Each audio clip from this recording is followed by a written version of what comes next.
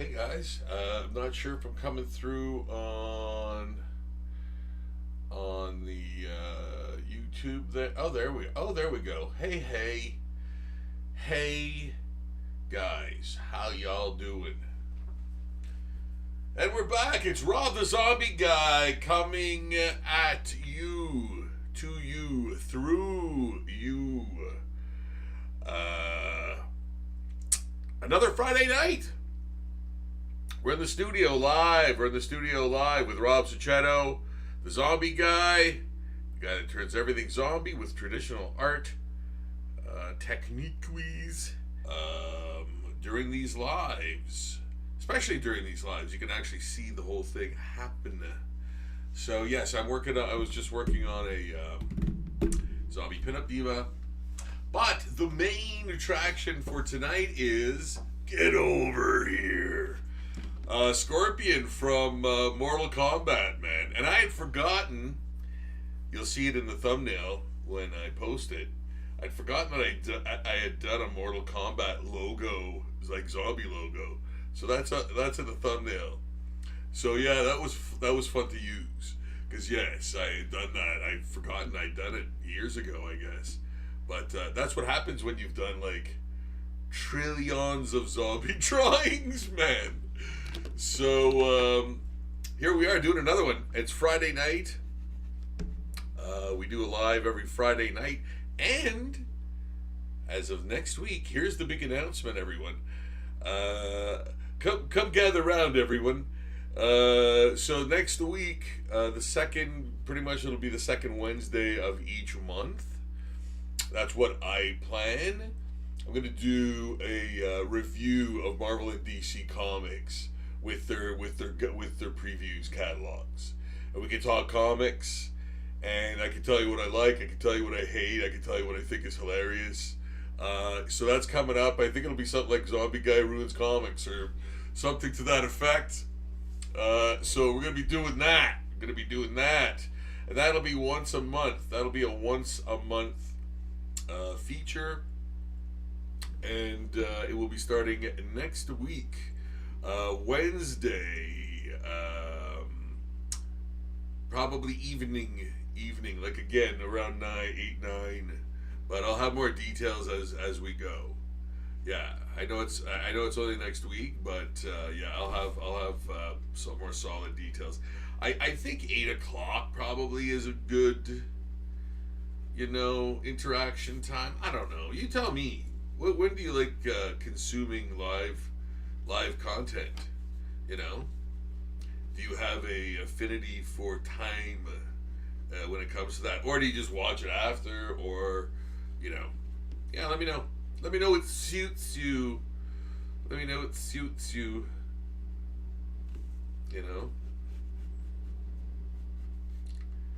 So I used, and you know what, man, forgive me for not, it's a digital artist who created the image.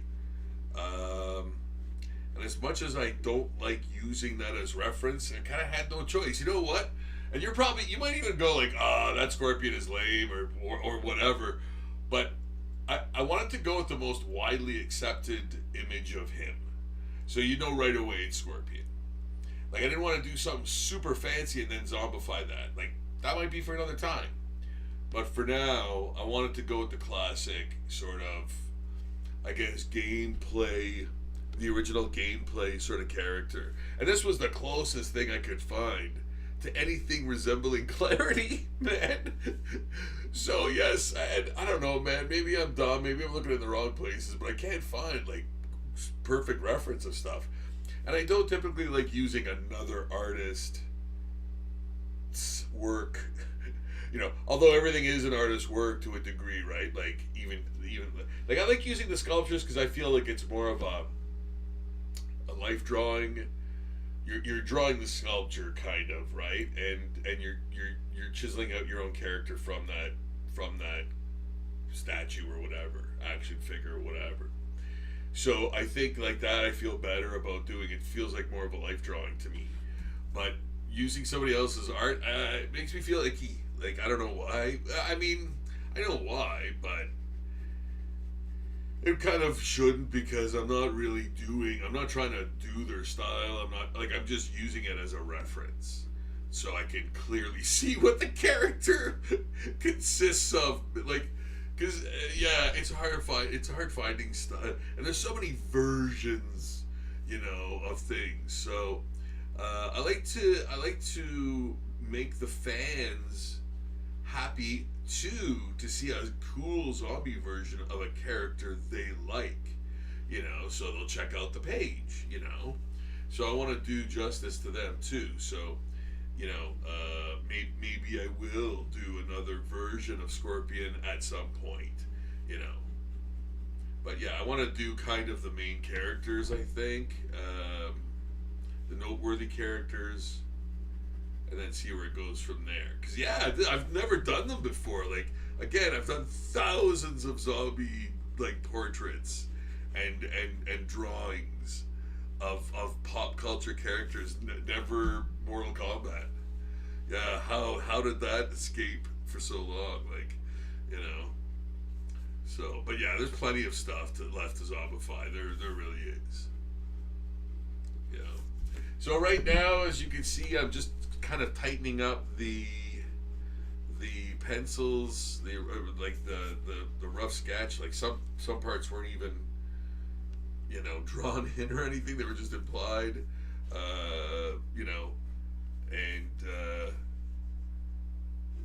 Yeah. So I'm just sort of adding depth and structure to things, details and things of that nature.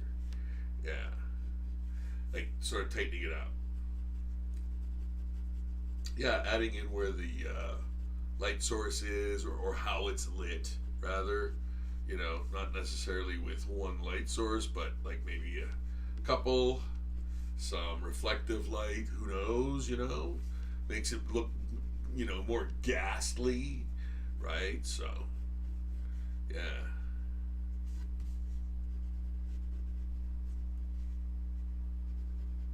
Check out those cool stickers, man. Yeah. Zoom in. Yeah. Yeah. Wicked stickers, man. Wicked. Oh my god. Yeah, more on that. More on that coming. More news on where to get those stickers. Stickers. Stickers and more. Not usually like a forearm that I would draw technically. I would kind of make this up way more, but again, with the composition, you can't really do the outrageous that muscle there that just super pops, so you have to kind of tone it down a little bit. And again, you want the realism of the character too. Like there's a time to be super cartoony or outrageous, and then I'm kind of straddling the line of both, with this. So I make it as stab thing, sentient, So yeah, and I guess it is sentient, isn't it? No, he just whips it out. It doesn't he doesn't have Doc Ock Oh no, he must. I'm sure I've seen that. Correct me if I'm wrong. I'm not a video game guy. And more's the pity, I just don't have the time. I don't have the time. Damn you, I don't have the time. It's true. Yeah, if you're out there, holler. If you hear me, say hi, engage. Ask questions. You're live with Raps and Shadow, the world-renowned zombie artist, the zombie guy. And we're drawing Scorpion from Mortal Kombat. Yeah. Oakley dokley doo. Putting some stank on it.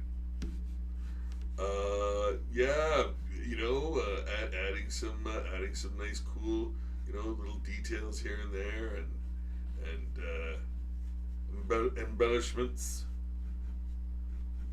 keeping it, structured, not too crazy, not too crazy, but just right, that right balance of, comic pop and realistic proportions and things, and again, I did use reference for this. I don't know the artist's name, but I believe this pose is easily found. But again, this was like the best thing I could find. So, for clarity and everything else, right? And that was the whole thing, right? The clarity of it, to see what he looks like unequivocally, without any shadows or 8-bit horrible rendering or whatever, and then not somebody's style of him, no, the actual him, right? So I really needed to get to that. Yeah, I don't like this. I ate daddy. I don't like this. I ate daddy. So there, yeah, that heavies up the arm. The arm will be heavier. I'm gonna put the nice Doug Braithwaite. Hello, Mr. Braithwaite. I'm gonna put the big Doug Braithwaite, heavy duty Alex Ross inspired arms, man. If you're a comic geek, you'll know exactly what I mean by that. But yeah, that sort of heaviness in that forearm, And again, I think I'm going to use heavy blacks for the gauntlets and stuff as well. So it's going to contrast quite a bit with the yellow. And you know what I thought? I thought he was all green. I thought he was different shades of green. That's how that's how I perceived that with my color blindness. Thank goodness, because I thought the inside was light green, like the scales, and then everything else was shades of dark green with maybe gray, like a gray green,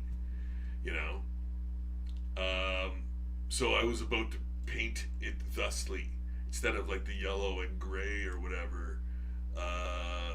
So yeah, man, I almost botched this big time if I hadn't checked, because I was convinced.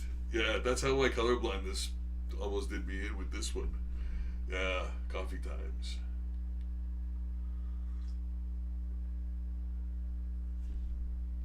You gotta watch. And I was stunned when I was like, what's the color scheme? No. You know what I mean? I'm like, what? How could I have been that off, man? Yeah. It's embarrassing. It's almost embarrassing. Yeah. No, I mean, you can't help it, right? So, it's not like it's not embarrassing. It's just it's just crazy when you think about it, like how you perceive stuff compared to other people, and how wrong you are, with your peepers. Yeah. And like that's I think that even that one's a mild one. Like, I've had utterly outrageous color combinations in my brain when I look at stuff, to find it's different, super different. Yeah. So yeah, I'm very glad I double check, man. And you know what? In doing so, I usually learn more about the character because I go on their wiki thing, or I'm led there, and then read maybe a paragraph or two of their bio or whatever. I do that for the Pokemon. Do it for the Pokemon. Yeah, I do that for the Pokemon because their colors are like those very light pastel-ish anime colors are murder on me, man. Yeah, something could be gray, I think it's blue. Like, even their black isn't black. Like, their black is a gray. It's a weird gray. And I find that out when I go to their wiki page, and it's like, oh, it's black, so I interpret that now as black. again, I don't make it totally black because I think that would throw off the balance of the character that people know. So I keep it light like that, um, like the original anime, illustration. Yeah, for the most part. Yeah, I want people to, you know, recognize the Pokemon like right away, right? So yeah, I don't want to mess with their DNA too much or their color scheme too much, right? And throw it off, So I try to stay close to the to the colors too, you know. Of course, they're dimmed substantially, because they're zombies. But yeah. Anywho, this old man likes to ramble on.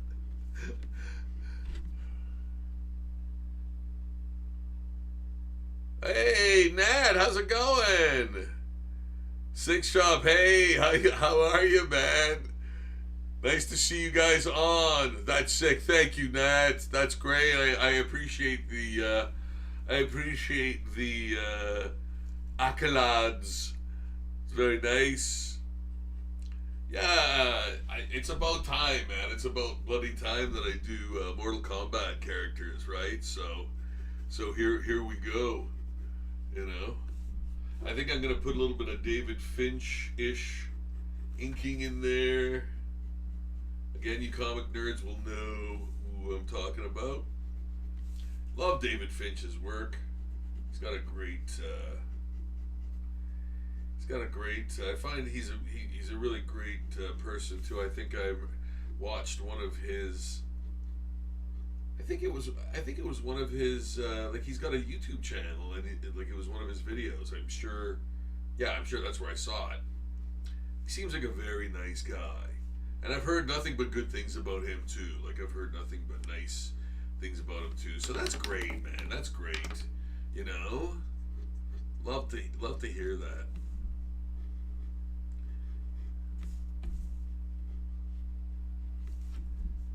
Yeah. That I think looks pretty good. That I think looks pretty good. Yeah, so his scale things. There was a guy doing Aquaman for a while, and I can't remember his name, but I loved his work so much.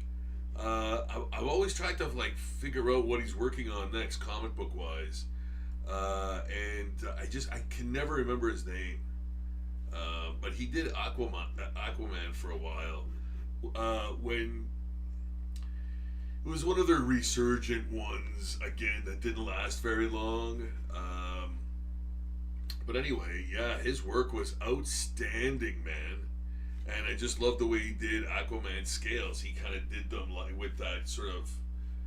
He made each scale look like puffy almost, but strong, and yeah, very cool, very cool. And great expressions, man. Tight, man, tight, just great. Man, I wish I could remember his name. But yeah, he did Aquaman for a bit. Maybe 20 issues, give or take. Yeah, Kevin Walker, I want to say. Kev Walker, man, I don't know. It's something like that though. Yeah, it's something like that though. If it isn't that, it's something like that though. Yeah, I loved his work. So you see somebody's stuff, and you kind of incorporate little things that work here and there, right? Into your own. You're adding spices into your into your dish, basically, right? So yeah, and that's why I say, if you guys like my process, maybe start there. It's very simple, right? I've got it down to a very economical and meaningful component driven thing where it's like, okay, there's this, and you're done. You know, yeah. And it's a very like follow these rules, like follow these instructions, and you'll have like an image that looks like this. But then, like I said, you could add your own spices to it, of course, and you know, use marker, more marker, or whatever, different surfaces and all that kind of stuff to get your image, like to create your images and stuff. So, but the process remains the same, you know. Yeah. And again, I don't think, like, I'm obviously not the only guy in the universe that does this. I'm sure this way. But maybe on the other hand, yeah, I just might be, you know, one of the few now. I don't know, you know, like, I love seeing guys and gals doing hand illustrated art and stuff like that. It makes me I feel I'm almost jealous, you know. Not jealous. What's the word? And not envious. I don't know what. No, you know what? So I'm actually proud of people like that, but I feel like, oh, I wish I could do that as good as they can. You know what I mean? Whatever that is, that's how I feel. Like I wish I could do that. Envious? No, that's not a nice. I don't know. You know what I mean? Like, yeah, I dig this stuff. I wish I could kind of be that awesome. You know. Think they're going to cross over Mortal Kombat and Street Fighter. Man, can you imagine? Like that would be. That's like Marvel DC. That's like Marvel versus DC. That would be very cool, man. Mortal Kombat. Yeah. What is that little icon there? Oh, it's a cake. Okay. Yeah, that'd be cool, man. Street Fighter and or what did you say? Street Fighter 2. Yeah, Street Fighter. Yeah, right. What was I thinking? Isn't there another like no, Mortal Kombat, Street Fighter, and something else. I thought there was something else too.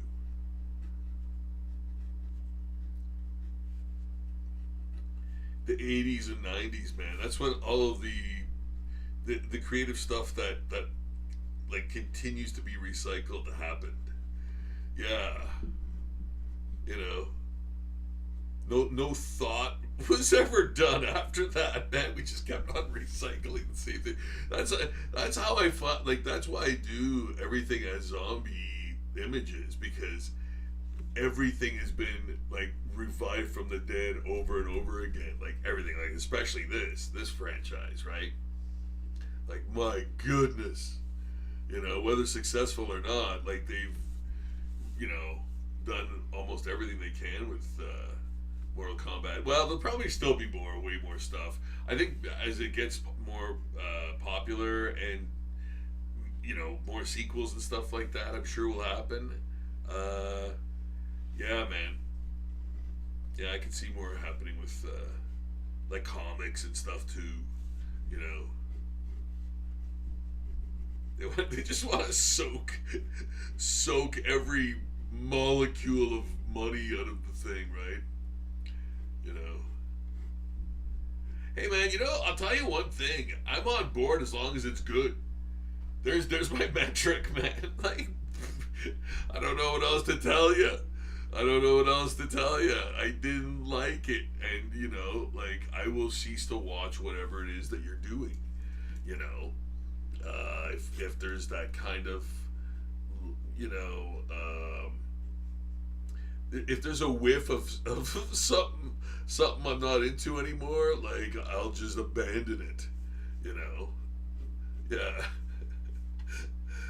Yeah, hey man, we had great memories, but see ya. You know, I can change. Well, let me know. Let me know when you got those changes made.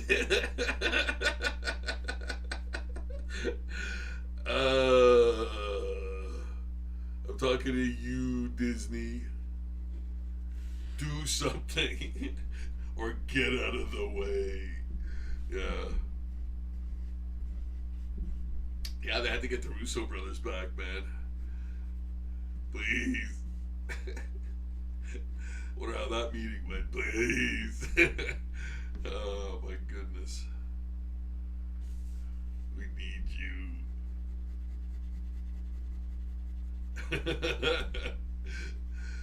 Oh man. Anywho, those are my thoughts. Oh, you know what I was gonna say too? Oh my goodness, I am subscribing to this channel, man. Insane Clown Posse Wrestling, man. It's so entertaining. Oh my, it's my new favorite thing. It's my new favorite thing. And Vince Russo, if anybody knows wrestling, Vince Russo made himself, of course, like one of the main fixtures in a like big storyline in there. But the guy is entertaining though, man. You know, he did this like monologue at the beginning of like not the last episode, but the episode before, and it was like jaw-droppingly hilarious to watch. You know, like he's going back to his roots, and when a man finds a way to go ahead and do a thing that he said that he would never do. And like he just keeps going and going, man. And there's just these like vignettes of him with the baseball bat in WCW, and I guess in TNA too. Maybe or maybe not. Maybe they didn't show any of that footage, but yeah, that was great. That was great. And so Insane Clown Posse, man. Yeah, it's an awesome show. I'm subscribing to it. I'm like, yeah, should I? My subscription thing is like packed. But yeah, I think there's some room for that. It's fun, man. It's fun. Yeah, and it's great. Like it's over the top, and it's a YouTube show, man. It's a YouTube show. Yeah, like it's I think it's every Thursday, maybe. But yeah, it's a great show, man. Vince Russo again. Yeah, yeah. There's a time when a man has to do a thing that he swore never to do. Oh, man. Mwah. Yeah, fun.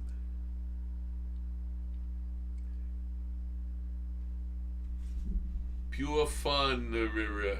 I love that forearm, man. I love that forearm. Yeah, I love those gnarly veins in there. Yes. Yes.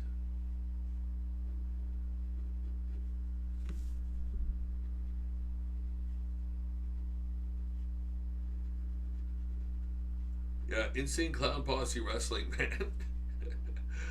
IWCP champion.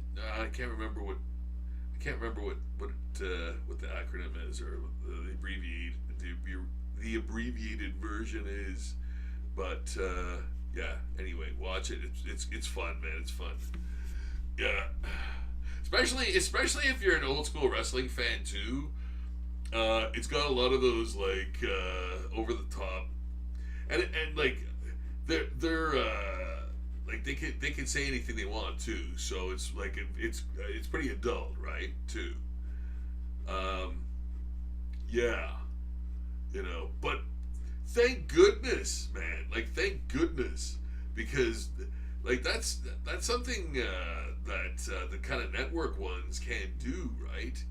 And they can't like swear or anything like that because of advertisers. So yeah, that's kind of a good thing. Makes it more realistic, for real, man. Like it really does. Like you guys are beating the crap out of each other and no one like swears. Like come on, man. You know, so that's why too it kind of makes sense. It's not just for, oh, I want to hear swearing, you know. So yeah, it makes more sense. Yeah, man. Like anyway, that's what I think. Yeah, that's what I think. Those are my thoughts. Yeah, on that.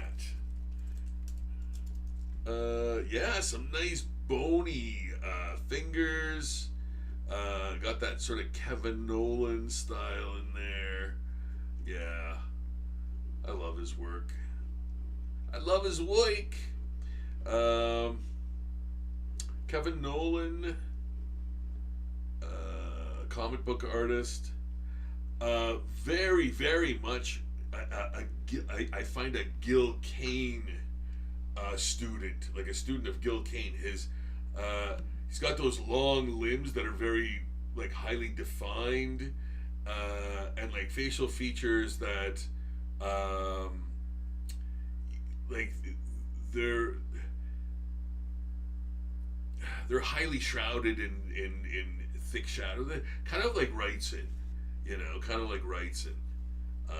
But not so heavy. Anyway, Kevin, though, you gotta see his work. It's really great.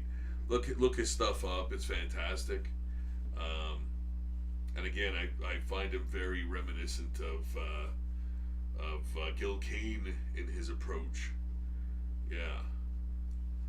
No, there's what do you call it? Vest there. That's vest. That shouldn't be scales. Man, it's a good thing I caught that. Man, it's a good thing I caught that. Yeah, so that's vest. See my vest? See my vest? Yeah, it's there. There's the line. There's the line. There it is. And there. Oh, you see that? And then there. Alright. So that's vest.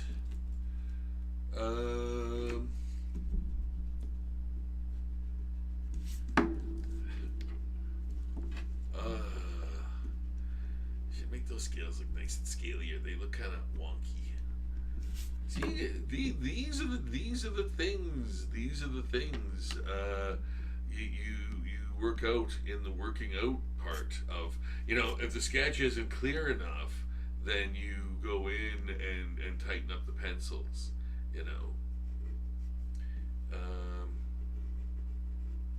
And or change things like I'm doing right now.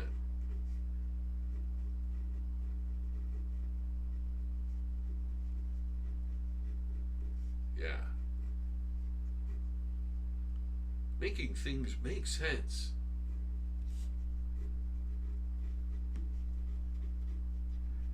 Yeah, that's the strap, bottom of the strap, I guess. Okay. And then the scales in there.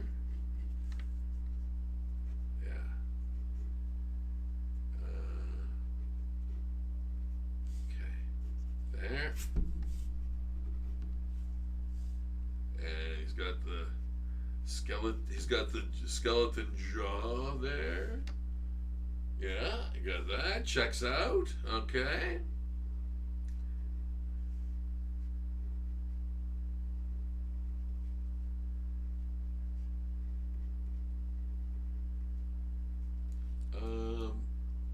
What is this? Okay, get rid of that.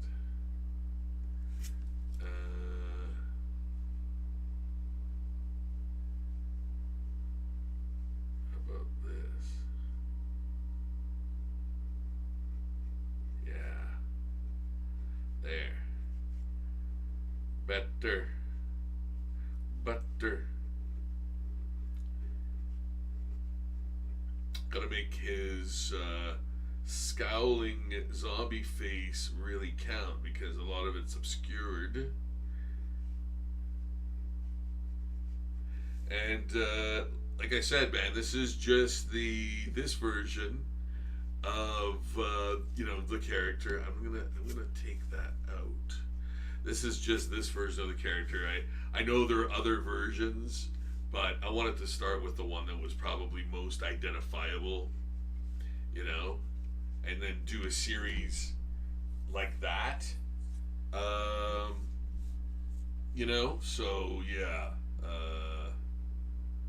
Then we'll get maybe to the crazier ones that I've heard exist.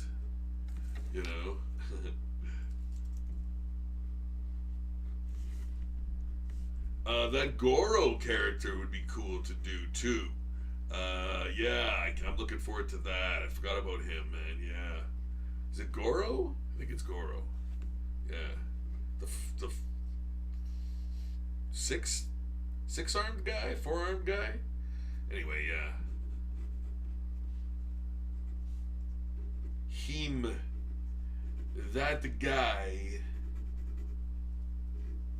There. And put some holes up in there.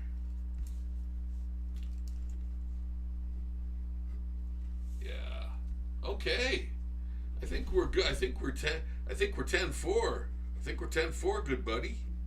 I think we're 10-4, good buddies. Guys, if you haven't subscribed to the channel, please do. It really does help us climb to the tippy top of the algorithm and become something.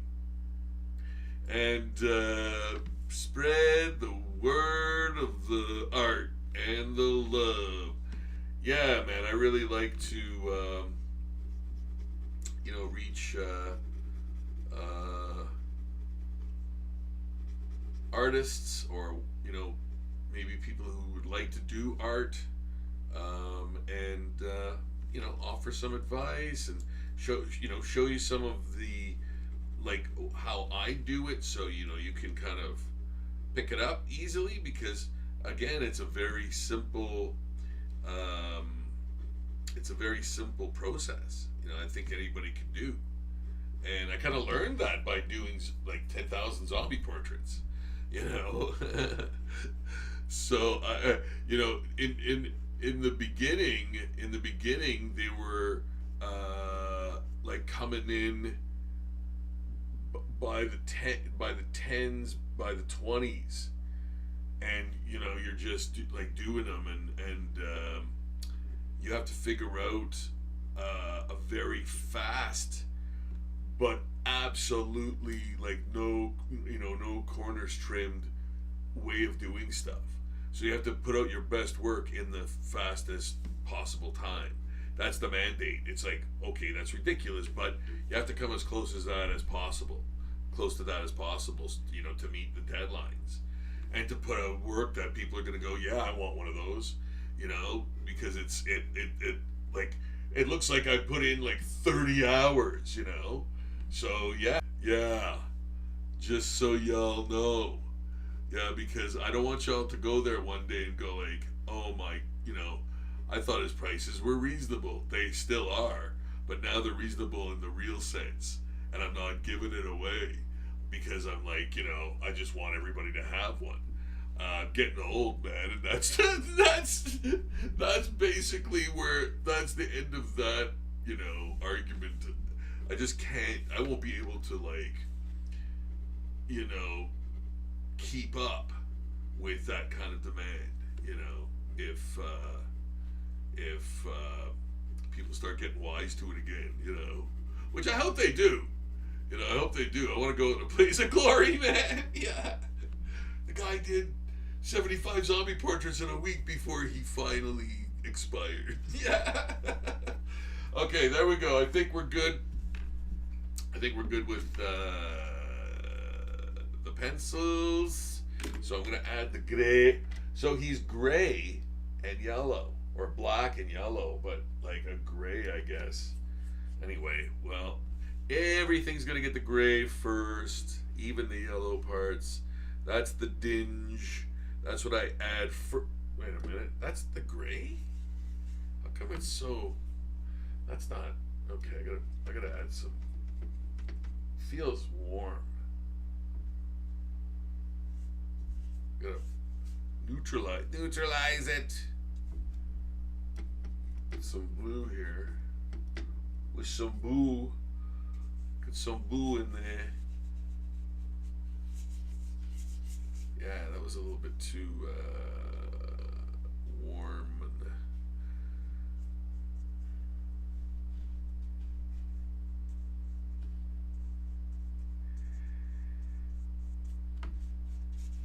There. Yeah, that's a lot more neutral. What makes a man neutral? And I'm gonna do all the little ringalos that are outside of the main image. You can see it's coming up, like it's coming out of the bottom of his hand, but it's going around him like in a sentient way. which I think he's already got that power, doesn't he? He must. It's not just thrusting his thing out. He can like make them Doc Ock or whatever, right? Like he can do that. I'm sure. I've seen that. Holler if you hear me. Okay. There we go. Holler if you hear me. Douche.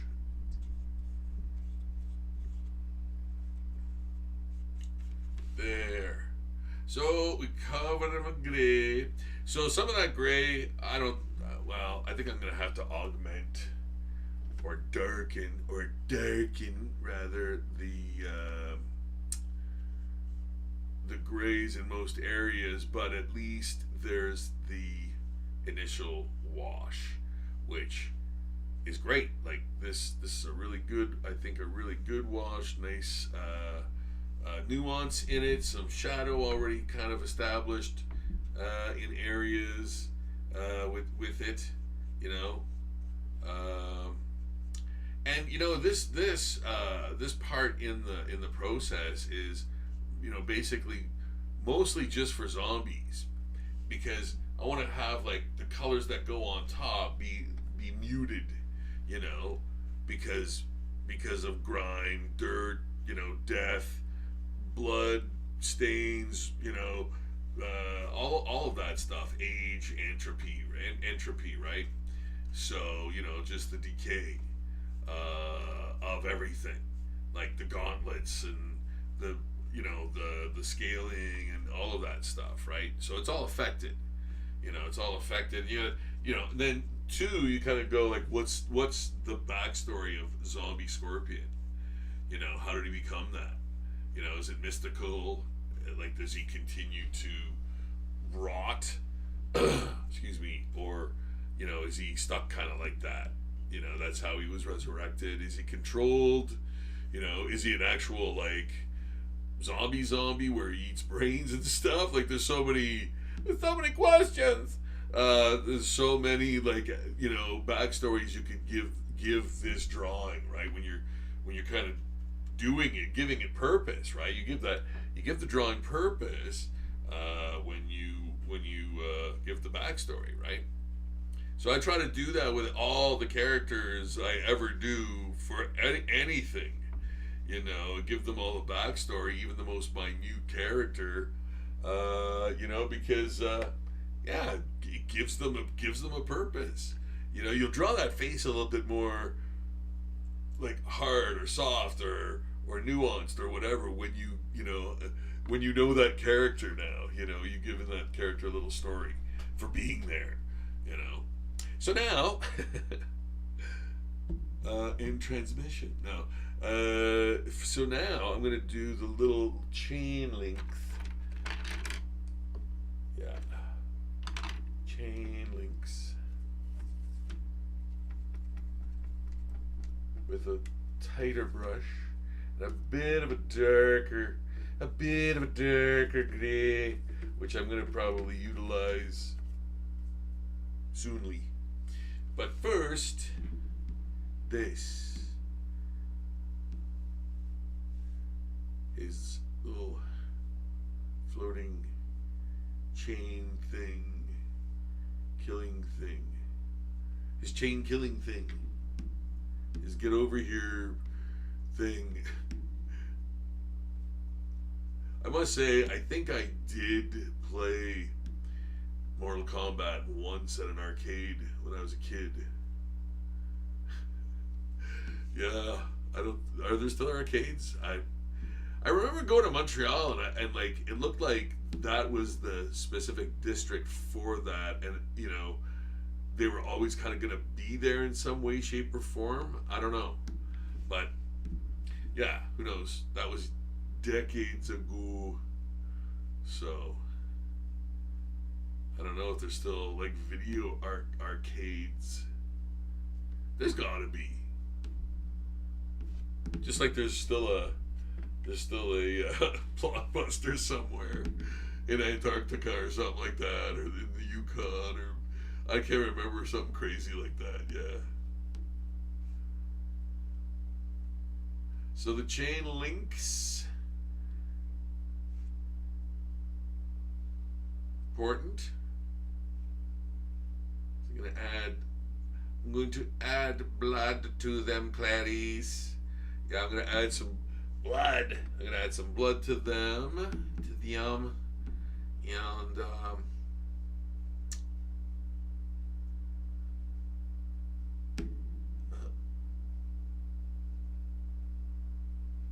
that may be a bit too. I'll fix it. I'll fix everything.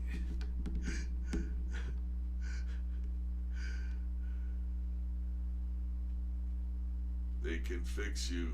They can fix anything. Who said that? Who said that? Who said that line?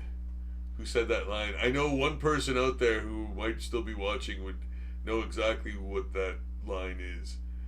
They can fix you. They can fix everything. Yeah. Anyway. Anywho.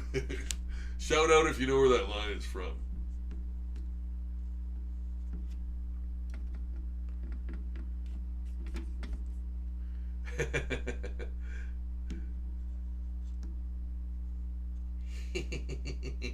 Oh.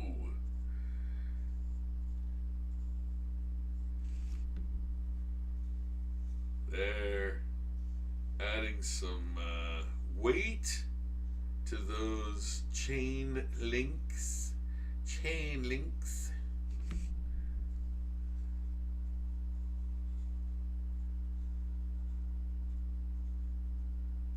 And then it goes into the gray. It goes into the dark gray of the palm. Yeah, that's okay. That's so great. There. There. I'm gonna add another sort of layer to this gauntlet here. Which a lot of it's gonna be dark anyway, but yeah, I wanna get some weight in there. Like some shadow weight, you know? Yeah.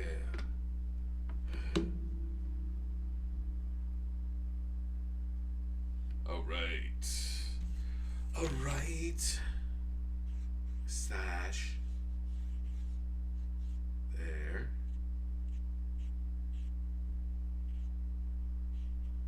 And again, with the gray of his, what do you call that? I guess vest combination. What did I write here? Yellow mask inside vest. Suit gray dark. Okay, well, so everything, yeah. But his mask is yellow and just the scales, yes. Yeah, so I can kind of add layers. I'm just trying to figure out what layers to do and where. But yeah, like under the eyes there, of course, that's great. I love that. Yeah, very zombie-ish, right? Those characteristics, zombie characteristics.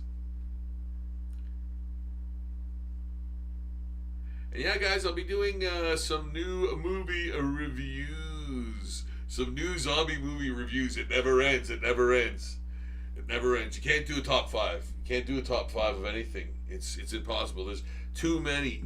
There's too many. I'm going to tell you what's the goods, and I'm going to tell you what's the absolute bads. Bad ones. Baddingtons. Baddington Bears. Yeah. I will give you the straight virus on all of that stuff, and do it with somewhat of a smile, if not a grimace, and not the McDonald's version. Yes. So we're headed towards completion of the... Man, that looks great, that skull right there. Yeah, love that. We're headed towards the completion of the grays. Now, you know what? I just want to add a bit more to his fingers.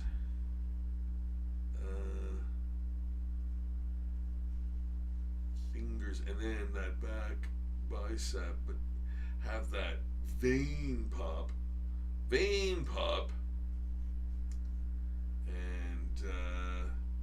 perhaps one of these veins as well.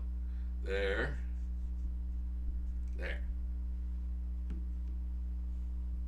And then an overall weight shadow there.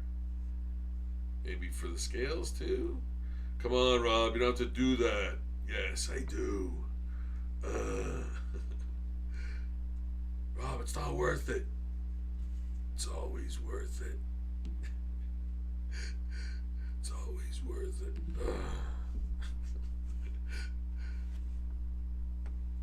My God, he's not dead. I got too much stuff to draw.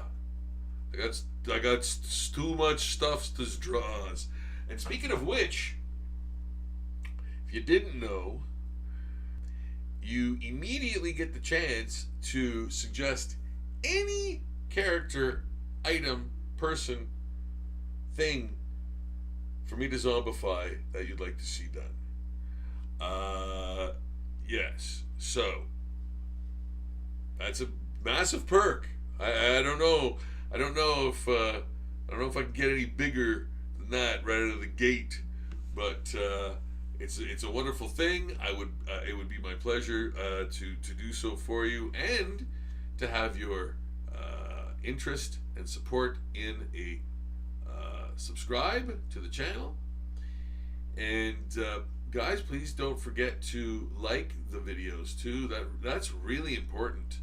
And I know a lot of people forget to do that. I actually have gone back to creators' pages and liked their stuff because I forgot. I literally have done that. I swear to things. Yeah, I cannot tell a lie. I'm the stupid, honest Abe type of dude, and cannot tell a lie. So yes, it's true.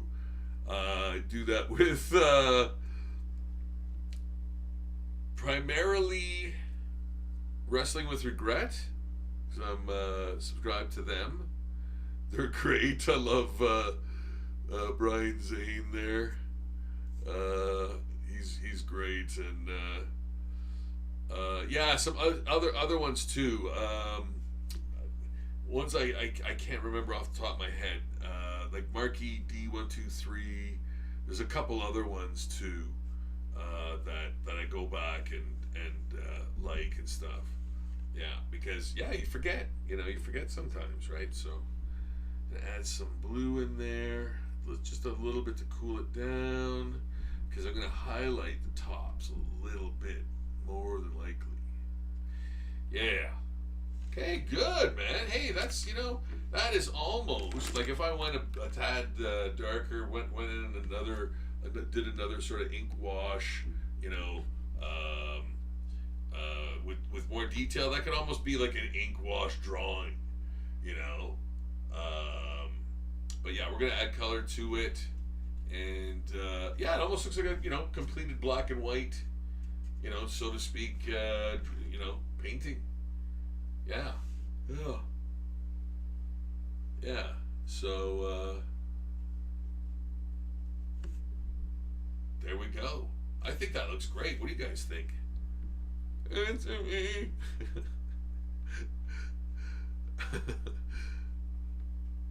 Yeah, there we go. I like that. I think with the yellow, it's really gonna pop. Yeah, and there's gonna be you know what? I might be able to add the skin tone right now. It's a big enough area.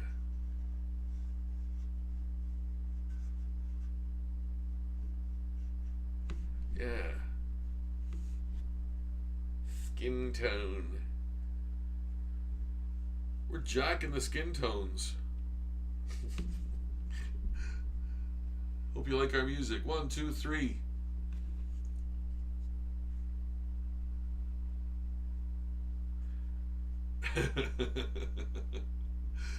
Oh boy, the things you think about.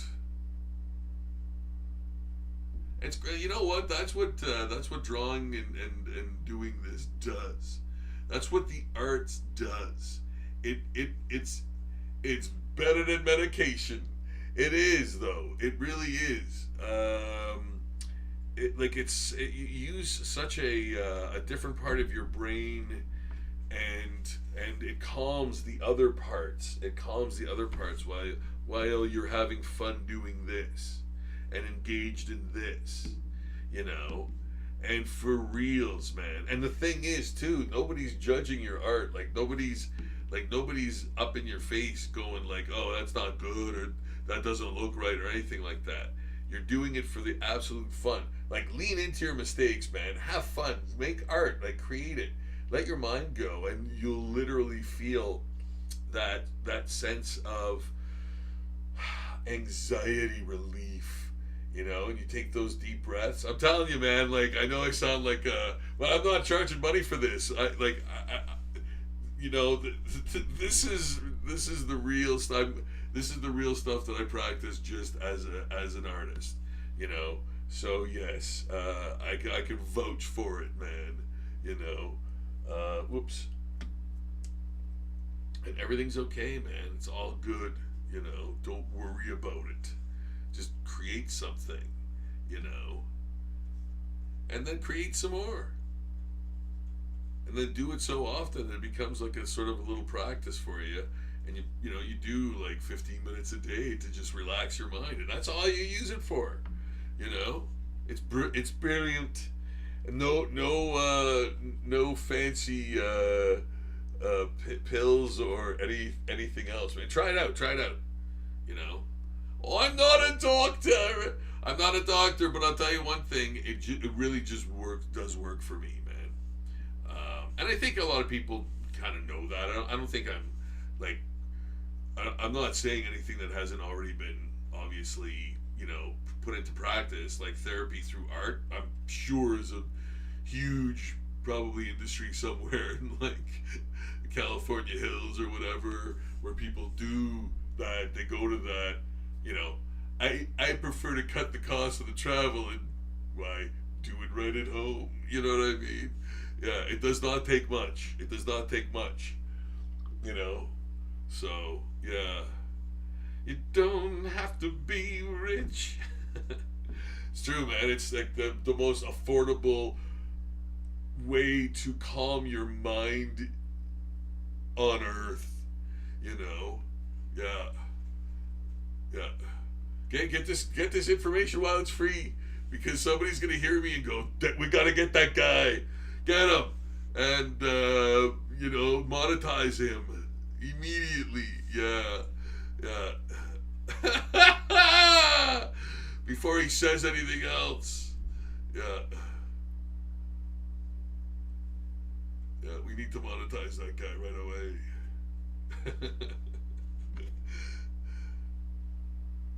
So I'm just gonna go in. These areas might still be a little damp, but nonetheless, I'm adding some more gray.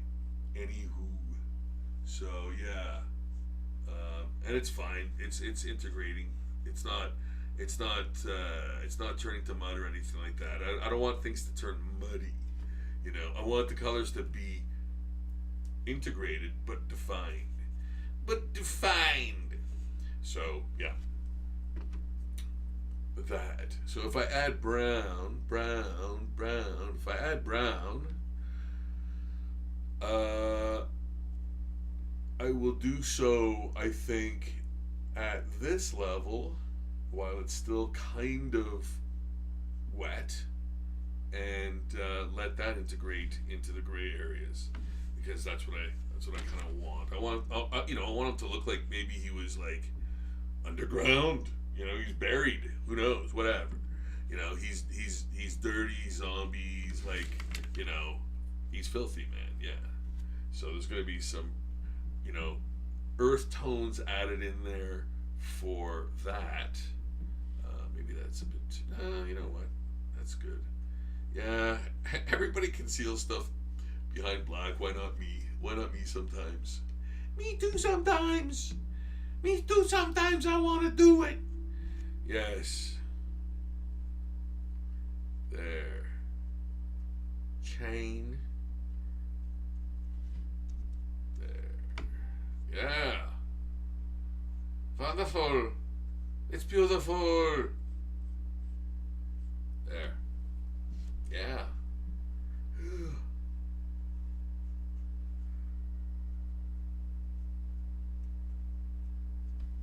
Okay. So the skin color, whatever his skin color is here, it's like, you know, some kind of drab. I don't know what. I know what the end result is. It's a weird sort of cream almost, but pale. And I think with the gray, it kind of works nicely. You know, so yeah, I'll probably. Again, I think I'm going to highlight a lot of areas to have them come closer to the, like, feel closer to the camera, while other parts will recede, you know, in the distance, and me have a cooler color applied to them, you know, like I don't want to do that until I have the yellow on there. So what I'm gonna do is I'm actually gonna maybe make his mask a bit darker here too, or his cowl, or whatever it is that you call this. Yeah, but his mask is yellow. So yeah, mask. Unmask him, Spider-Man. There. Blue in the veins. He's got blue veins.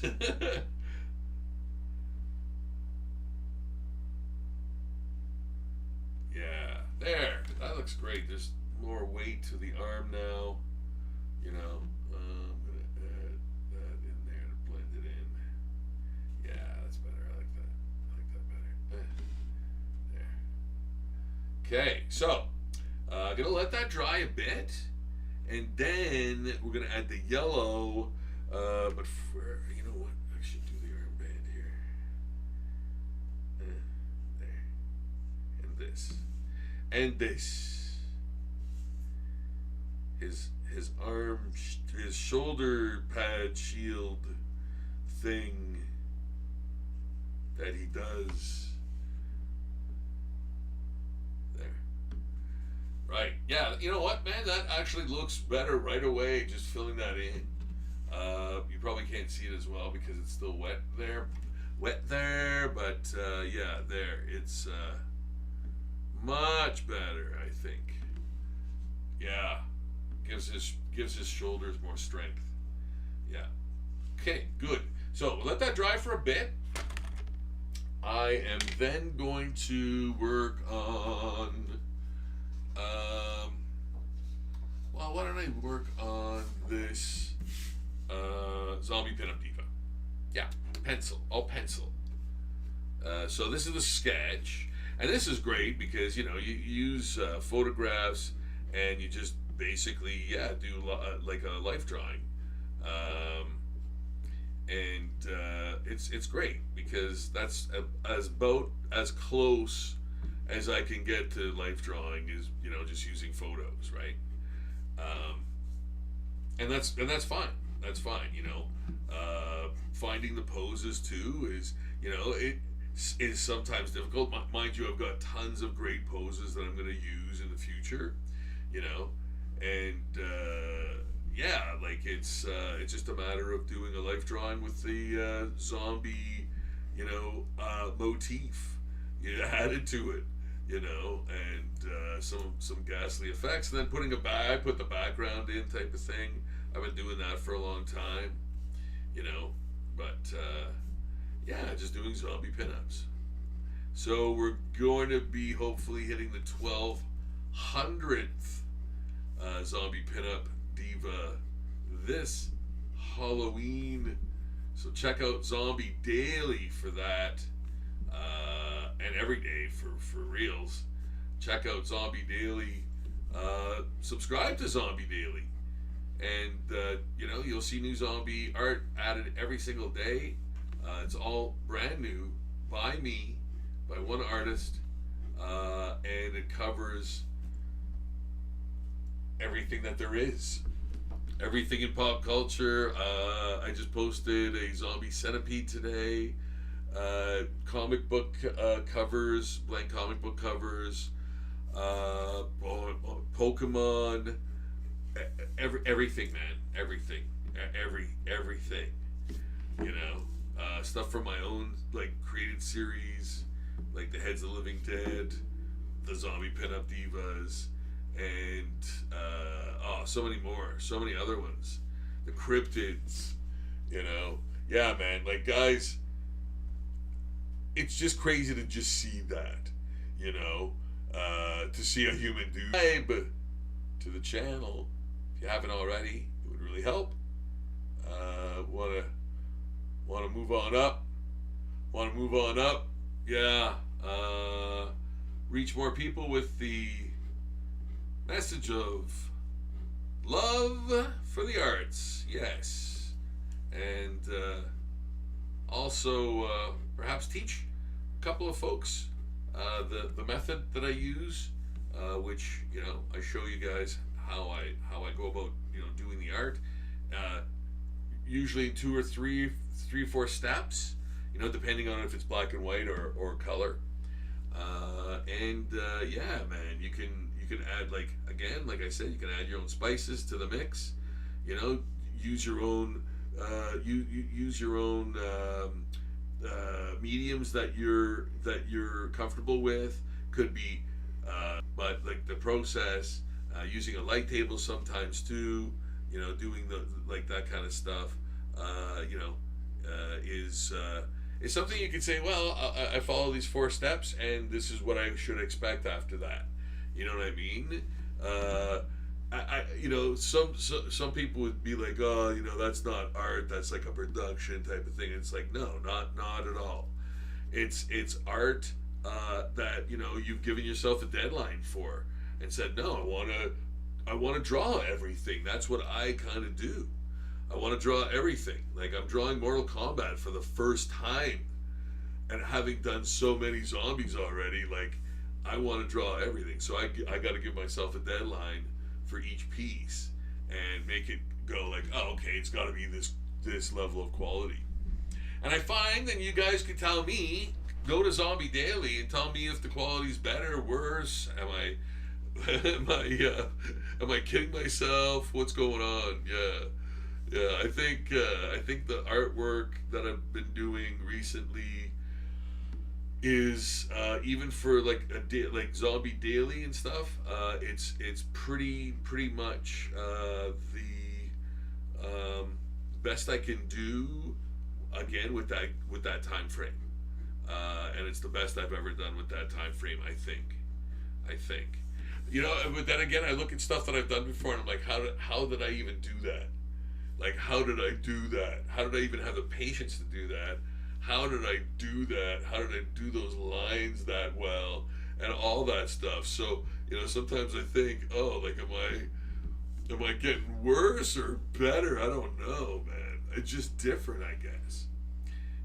Because I look at this, I look at the old Cape Fear pages, and you can see me do that in some of the shorts. I'm looking at some of the old Cape Fear pages I did, and those are pro pages, man. And I still wasn't happy with those. And I look at that and I go, oh man, I can see that in a Marvel comic easily, easily. But now I don't know. Now I feel I'm I'm kind of doing more undergroundy stylings. I don't know.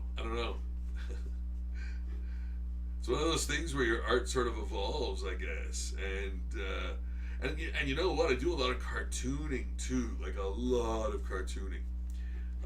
for a different page and a different thing entirely. Um, so I've really upped my cartooning game because of the fact I just do so much of it.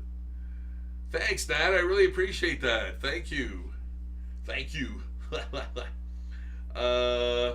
Yeah, we're gonna get back to Scorpion in just a moment or two. I'm gonna let him drive, let him drive. Yeah, he's still a little bit damp. Yeah, I can see some, yeah, wet areas in there, but 3 or 4 minutes tops. Yeah, gotta get some coffee into me. Coffee times.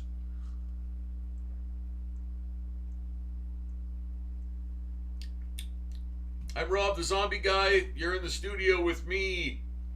It's Friday evening. We're doing Scorpion from Mortal Kombat. I'm working on a zombie pinup diva at the moment while Scorpion is drying, ready for the next wash. We'll get to that in a moment. In but a moment. But yes, I am the Zombie Guy, Rob Succhetto, in the studio, live with you guys all over the world tonight. Yes. So watch me draw some stuff. Watch me draw some stuff.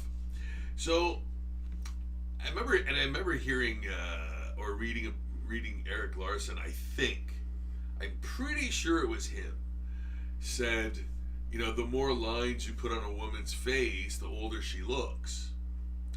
And then I look at my zombie like pinup girls, and I'm like, wow, I put tons of lines on their faces, tons, and I find they still look rather alluring. You know what I mean? And young, you know, or at least alluring, right? Because that's the kind of point with the with you know, the pinup concept. You know, and you know, early zombie pinup divas that I did were like completely decayed crones and like skull type of pinups and stuff. And then some were just like sinew and yeah. So you gotta check out the history. You'll see the history of the zombie pinup divas. If you check them out on Zombie Daily, go back as far as you can. Like, just type in zombie like pinup into the search bar, and you'll hit the jackpot, tiger. Yeah, man. But pack a lunch, man. There's a million of them. Right? So, yeah, you'll see the you know, I guess difference in how I presented them. So I've been doing this kind of style for quite some time now, like for a few years. I just like it. I feel comfortable in it. I think they all work. They're attainable in terms of like it's a lot, but it's not too much, you know, for me to do. So yeah, it hits all you know, the right boxes, you know. So yeah, I really love doing this style of zombie pinup diva. I think it really works. You know, will I ever go back or change? Yeah, probably. You know, I took a few months off doing any of them, and when I came back like super refreshed. I was still doing the same style, but I just felt that yeah, I was gonna put more into them. You know, so yeah. And not that I haven't before, because oh my goodness, the Zombie Pinup Diva series is one I'm very proud of, man. I'm very proud of that series. It's like very sensitive, and I think very well drawn in terms of selling the image immediately. You know, yeah, there's no guesswork there. It's like it's a zombie pinup, man. Like, and it's sort of not that that's like a huge, you know, you gotta really try to sell that, but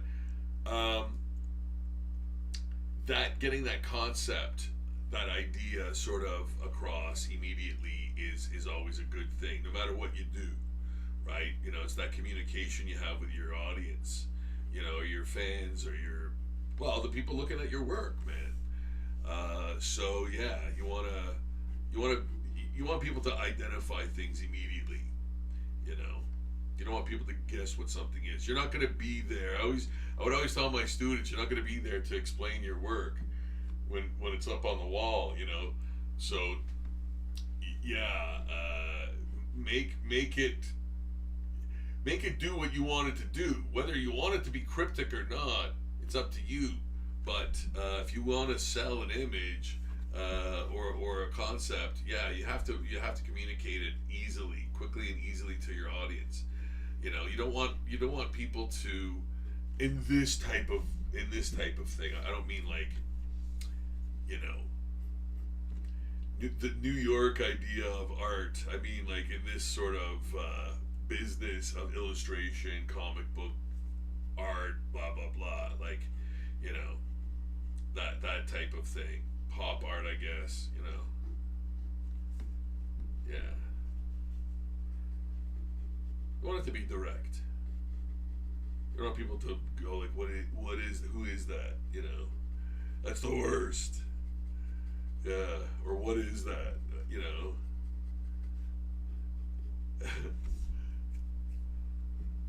But again, like, unless that's your intent, but you're doing something totally different from trying to sell an image. You're trying to do a concept, you know what I'm saying? So yeah, you're trying to like do a concept.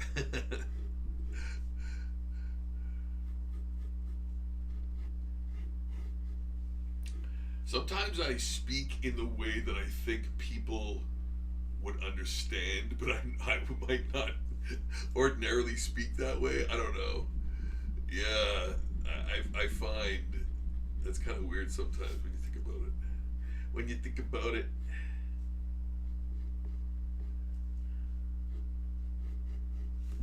Yeah, that's better. That's better.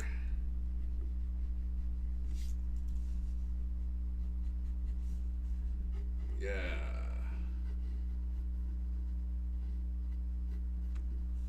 There. Yeah. So again, there it is. You know, it leaves very little to the imagination or guesswork. You know, but again, that's the intent. That's the intent. Good. Okay, so I think Scorpion's ready to go to the next level. Jokes. Now, I wonder. No, that's going to be afterwards. But now, before words, is that pink? That is kind of pink, isn't it? How did that become pink? Is that pink? Oh, man, I don't know. Yeah, so when I was doing the color blindness test thing, like, pink was literally one of the colors that I have trouble identifying. It says, like, you could identify it as, like, gray or something else, and I'm like, yeah, that's definitely one of them, you know. Yeah, so I'm looking at that and I'm like, is that pink? Is that like a flesh color? Is that gray? Am I totally off? Like, you know. But whatever it is, it was light enough that when I applied it to the gray, it worked, I thought. So yeah, but I'm definitely gonna augment his mask with marker or the acrylic marker type thing. Yeah, I think I'm gonna try to define it a little better in areas afterwards. Yeah. So there we go. We're just adding the yellow to the mask and his scale sort of vest. Scales on his vest. Make sure to avoid the chain and the fingers directly, you know. It's kind of like a paint by numbers thing, you know. You know what? Here's the thing. I use watercolor because I find it the most versatile thing. It dries fast. You can revive it after it's dead, just like a zombie. Like it could be sitting there in my tin for 20 years. I could just waltz in and go, "Hey, I feel like using that." Boom, it's there again. You know? Yeah, I love that. No cleanup, nothing, nothing. Yeah, freeze a bird, freeze a bird. You know, and yeah, like I said, it dries fast, so you get your work done, man. You get your work done. So yeah, it's great. I like it. I find markers for me too definite, and again, it's probably because I'm obviously not using the right um, paper, maybe not even the right markers. Who knows? That's why, basically, guys, too. I have a Patreon. If you're interested in, donating to art supplies. So, like the bigger the art supply budget, the more crazy things I'll do, zombie wise. So if you want to see more crazy things, throw in $2 a month, man. And when I do the next art supply shopping, maybe I'll splurge on something that's, I've never used before. That marker, new Copic marker, or new or really good version of the acrylic pens, something like that, so I can actually and maybe a different type of paper too. Like I'll maybe for the first time in my life research how other artists do stuff, and yeah, do some like their kind of style, or using their materials to do zombie art type of thing. So yeah, we'll see what happens. There's the sky's the limit. We can do anything, right? So yeah, I always thought if I could get 200 people on Earth, on this planet, to throw in $2 a month,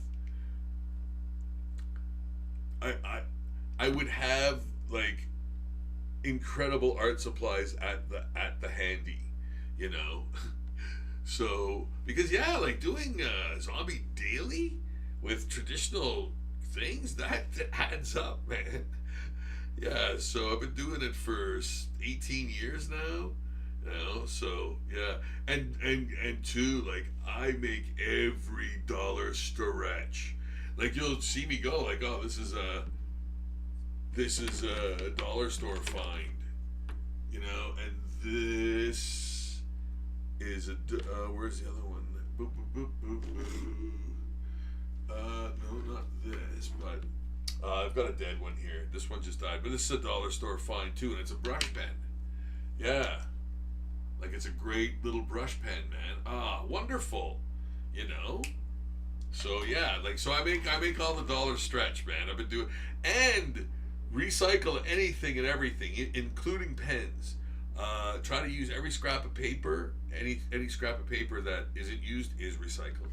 But that's rare. That I even use the back covers of sketchbooks to do art on for Zombie Daily.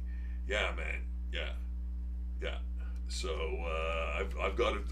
I show that in a lot of videos where it's I turn the paper around, and it's the cover. Yeah, man, I'll use it because it's still good. It's still good. You can use it.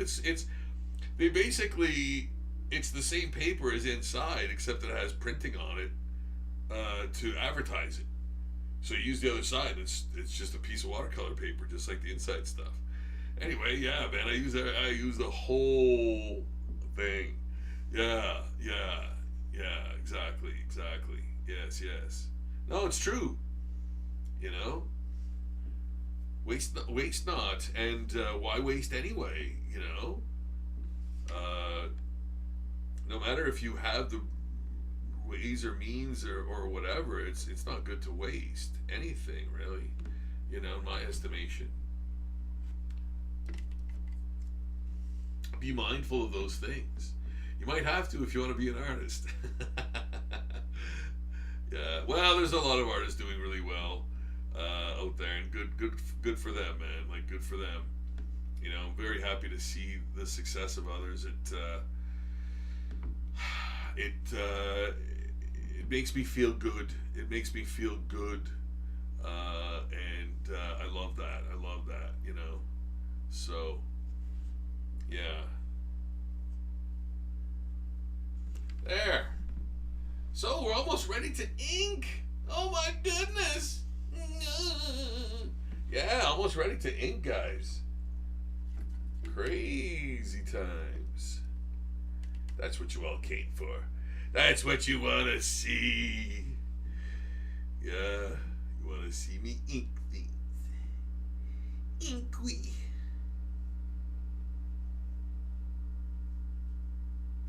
Yeah, just darken his helmet.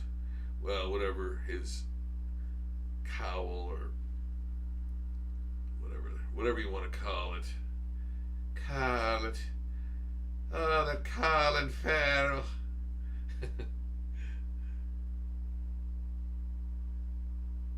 There. There. And there. A little bit of shadow. I will create a whole army of shadows. Spider-Man.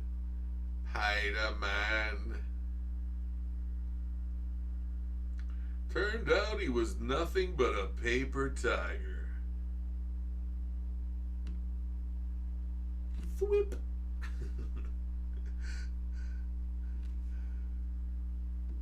There. Nice. Yeah, that looks pretty good. Yeah, that looks pretty good, boss.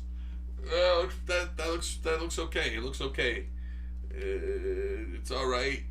It's gonna be all right. I'm gonna do the scales a little bit too. Give them a little bit of dimension.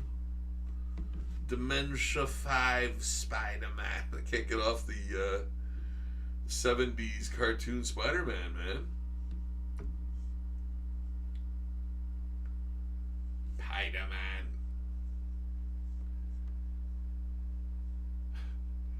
There. There. Nice. Yeah, I like the little subtle folds in there. Yeah, good. It's almost like I know how to do watercolor painting. Douche. Okay. You know what? I'm going to start to ink this. But I'm going to start to ink this starting with the stabby thing. Stabatha. His little stabbing tool. His little stabbing, great stabbing tools. He creates stabbing projectiles. He can do it. Look out. Get out of his way. Yeah, you know what? I thought it should have a little bit more character. Now we'll have to wait. Because of dummy. Because of dummy. That's something like your father or uncle would say when you're like a kid. Now we'll have to wait because of dummy. Cruel. Yeah. Couldn't pee at the rest stop. Now we have to stop again. Thanks to dummy. Oh, man. Yeah. Scathing. Yeah, it looks great. I like that. Yeah, that's great. I like that. Yeah, see? I like it. And I'm gonna maybe do more from this series. I think. Yeah, I think Goro would be cool. Raiden, Johnny Cage, Sonya, right? Sonya. I'm cool, right, kids? I don't know. I don't. I'm straight up. I don't have time to play video games, man. I don't. You know, you gotta make the sacrifices. And yeah. Oh no. You know what? I'm gonna bring that back. I'm gonna start inking it right now. Yeah. See? Look. No. Look. There. Yeah, start nice and intimate. Start nice and intimate. I'm gonna check the chat. I haven't checked the chat for a while. It's a fickle mistress, that chat. Oh, Philip Gandy, hey, how's it going? Hello, nice drawing. Thank you, good sir.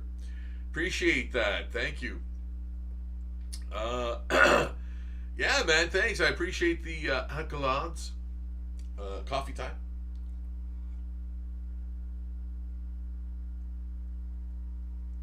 And if you're just tuning in, I'm Rob Sachetto, the zombie guy.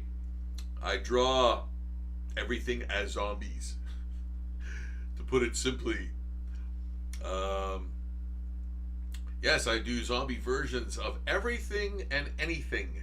You might call me a decay artist, but I am okay with the zombie guy. That's just fine with me.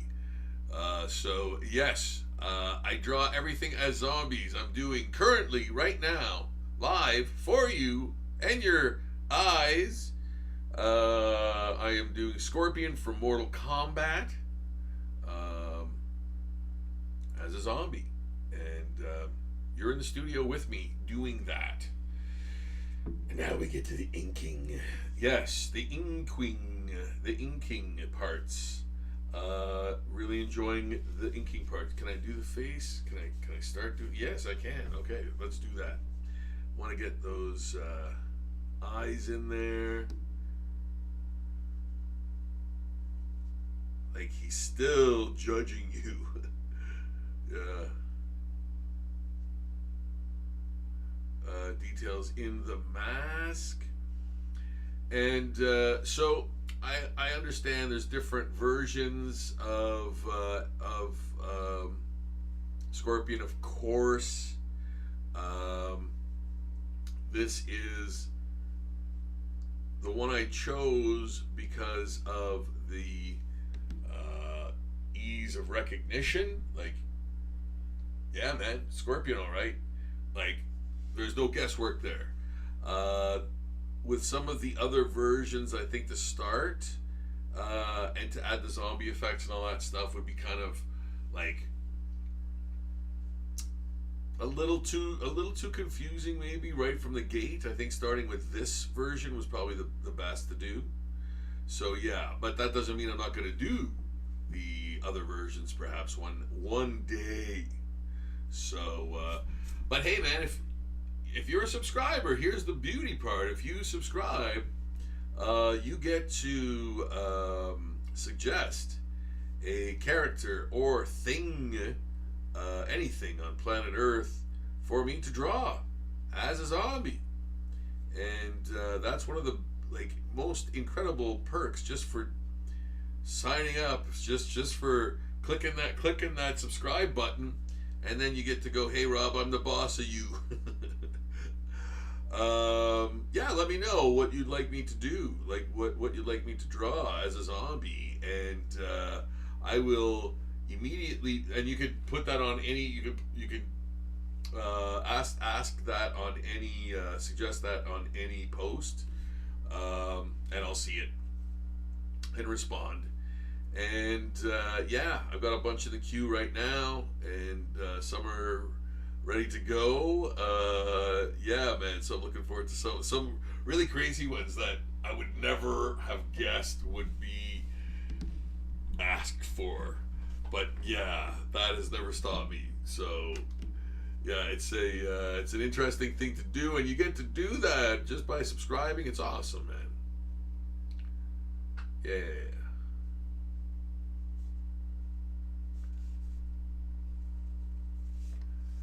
So, doing more zombie art tonight. Every Friday night, I do another live for you guys to check out. And, yeah, I'll be doing another, next week probably, another new Mortal Kombat character. So maybe do that for a month. We'll do the lives with that in mind. Mortal Kombat characters, man. Yeah, what's not to like? What's not to like about that idea? That sounds good. I will make it so, number ones.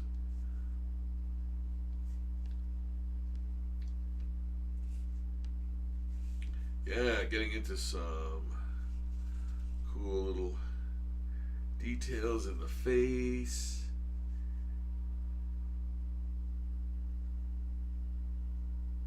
Yeah, I've got to make the face more defined and different from the helmet or the cowl or whatever he's wearing. So I'm gonna fix that a little later. But yeah, I want there to be more definition there. Yeah, the colors are kind of too close, I find.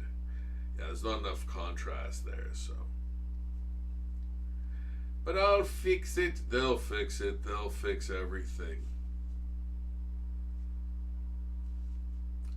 There.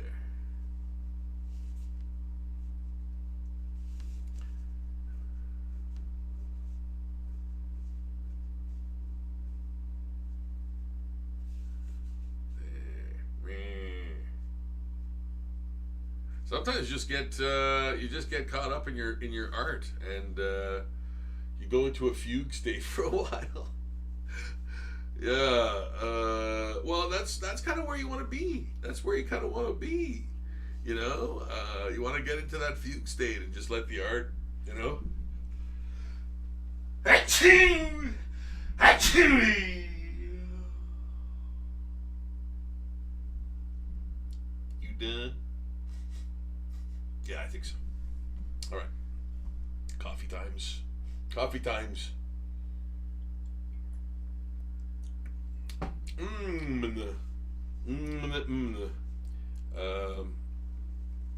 Yeah, getting into some nice sort of intimate details in the gauntlets here too.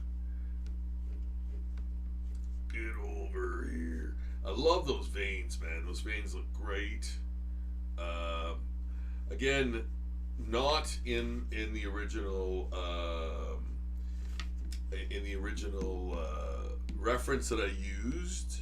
I used a reference from like a digital artist's rendering, simply because it was the best thing I could find. That was the clearest thing I could find. So yeah, but again, I changed a lot of things. A lot of stuff has changed.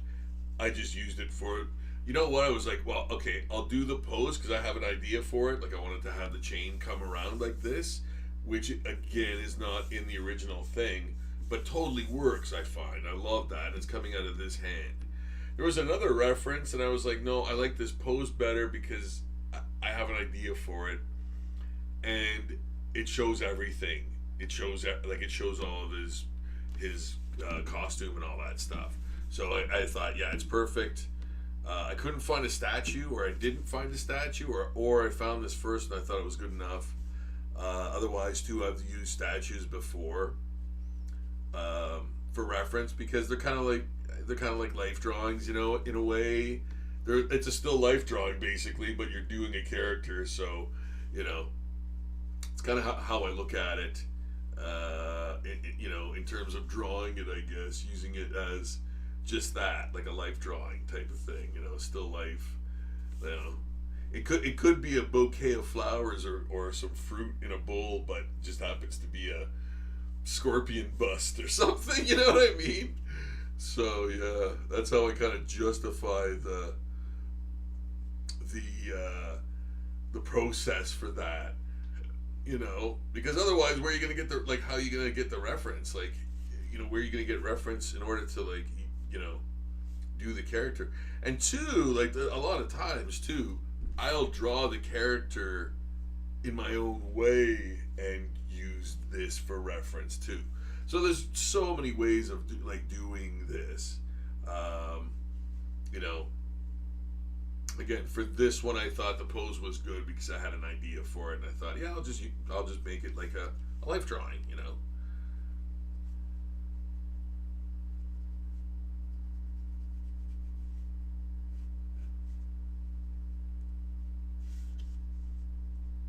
But yeah, all these veins and stuff were not in the original, digital rendering.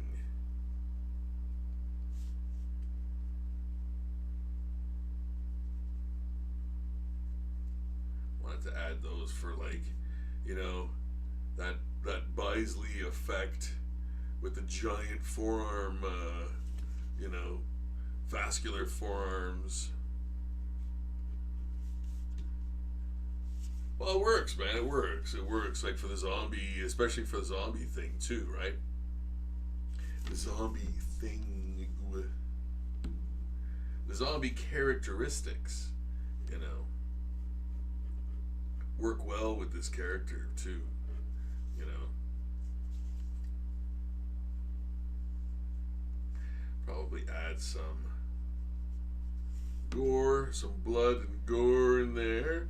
But man, I found a really great marker that I think really it works well for the blood after.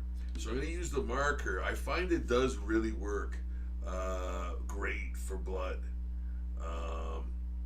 So yeah, I kind of use that instead of watercolor in a lot of cases now. Because the watercolor sometimes, like the marker sometimes leaves a film too, but the watercolor really does. And you basically have to like re-ink the area you go over with the watercolor, where the marker almost sometimes will almost augment, like will higher contrast your black, like whatever black you've put on there. So yeah, there's sometimes like an added benefit of that, which is great. It sort of like makes your black glossier somehow, with its film, so yeah.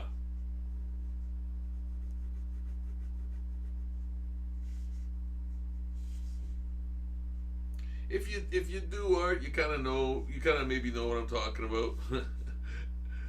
If you don't, I'm just a rambling fool. And if you do, I'm just a rambling fool. Either way.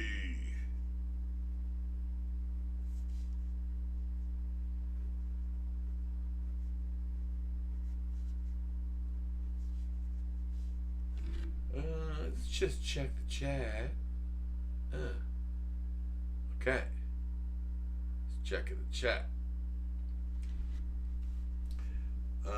We're getting closer to the final countdown here on this drawing. Yeah. When you start inking, when you start seeing me ink, that usually means we're nearing the completion zone. Yeah, because the inking basically is the final step. There's a couple of little things involved in between, but or after rather, but just highlights here and there,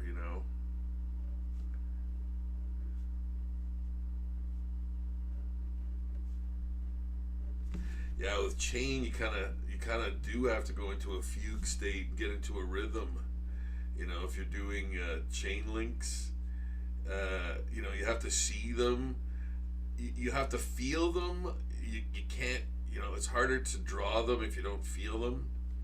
So you kind of go into a little state of meditation. You know what I mean? I don't know if I doubt that's real meditation, but I guess that's on the eye of the beholder, so to speak. But yeah, you do kind of go into a little state of like concentration, right? So you tune other things out and you concentrate on those chain links because you have to feel them. You have to feel it.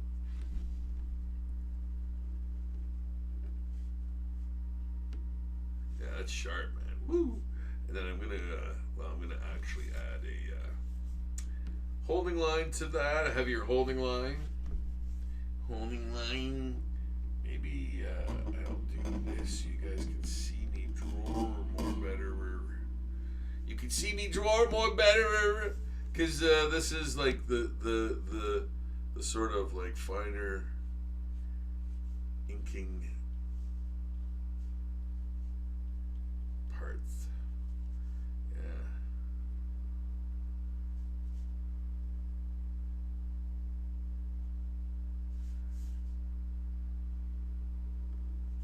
Yeah.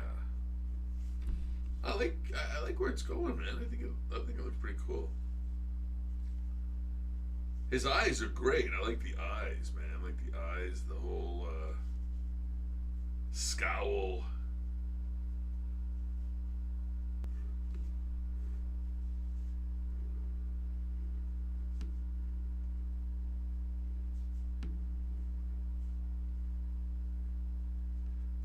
Bony fingers. And again, like, I'm using that sort of, what would Gil Kane do? Super incredible artist. Gil Kane did like a billion comics and a billion more covers of comics. Like, his anatomy and compositions were just like almost like breathing to him, by the looks of it. Like, it was just effortless, seemingly effortless, work, like, and everything, like from westerns to horror to superhero to everything, man. The guy could like do it all. And again, like, you could kind of learn from Gil Kane, because he would show his anatomy very clearly. He'd show you where that kneecap is and where that calf muscle is, and not just in a nice, fluid line like maybe John Buscema would, but, in a very, like, anatomically correct, visually, simplistic way, So, yeah, man, what would Gil Kane do? I always ask myself if I'm in a jam with something, anatomy-wise or whatever. If I question anything, it's always like, what would Gil Kane do? That's basically it. That's my little mantra, mantra.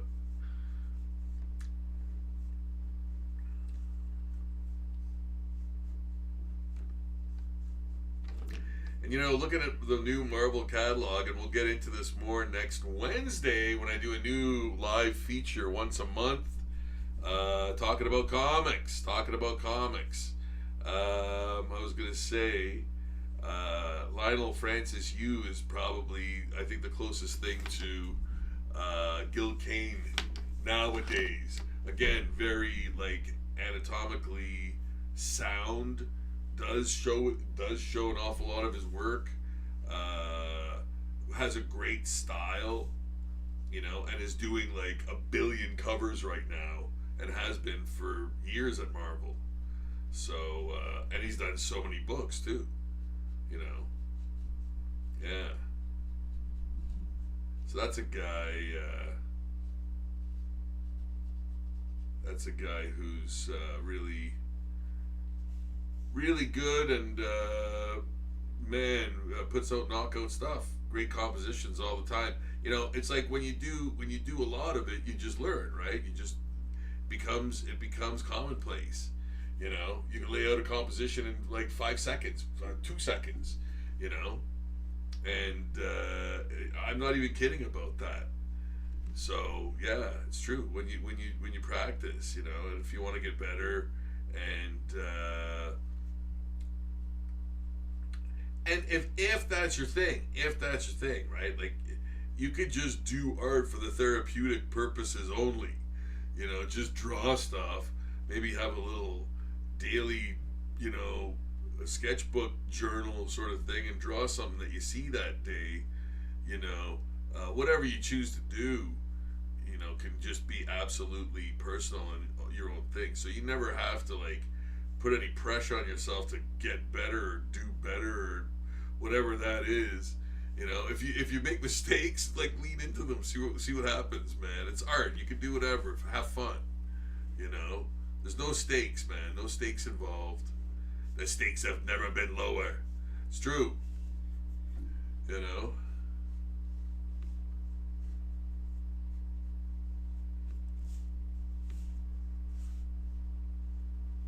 The snakes have never been lower. Yeah, but no, it is true though.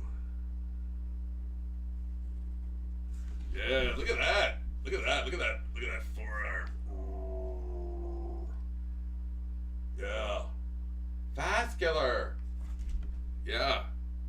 Tick. He's thick and chunky. He's got the veins in his forearmitudes. Yeah. It looks like a giant ham hock. Ham hock, where the special movie line. Oh, maybe I Am Legend, Will Smith. Maybe I Am Legend, Will Smith, the special movie line.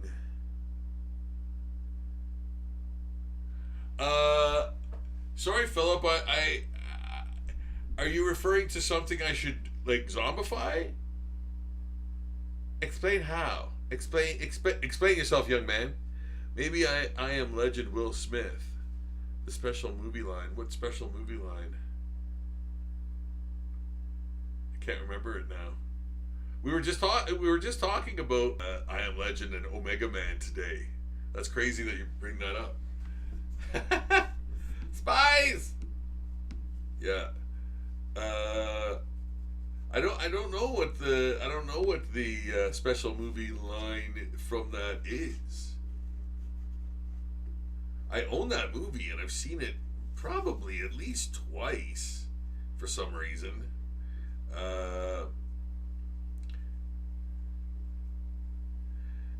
Interesting fact about that movie too: the creature voices are done by Mike Patton of Faith No More and many other bands.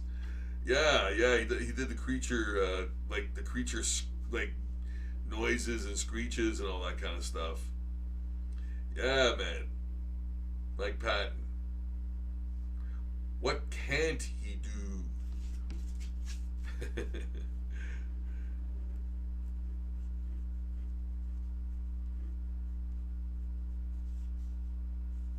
Yeah, I'm a huge Faith No More fan. Have been for, well, you know what, man? Since We Care a Lot, that's how far back.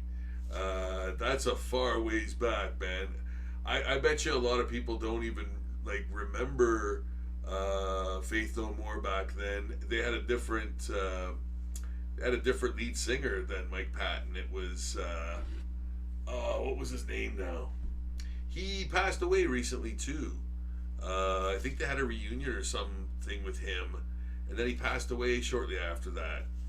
I can't remember his name off the top of my head. Yeah, but he was great. I loved Faith No More, even with that singer, man. I thought he was awesome. Like he had a very punk-ish demeanor. Yeah, he had a very sort of punkish, yeah, notes and stuff, and yeah, I loved their music back then, man. I thought they were great. And again, that was before Patton.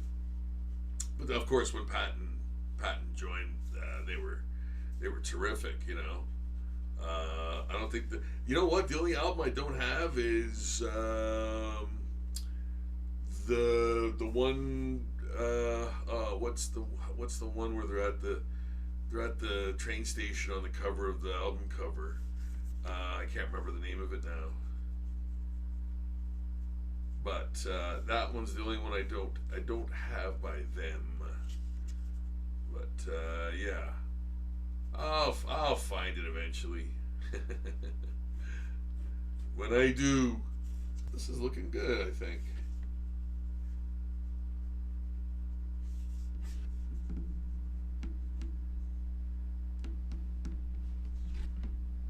This is looking pretty good.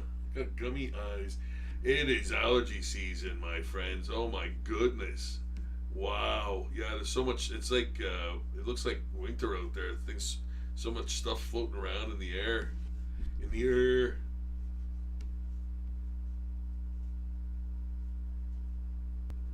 Yeah. Gauntlets.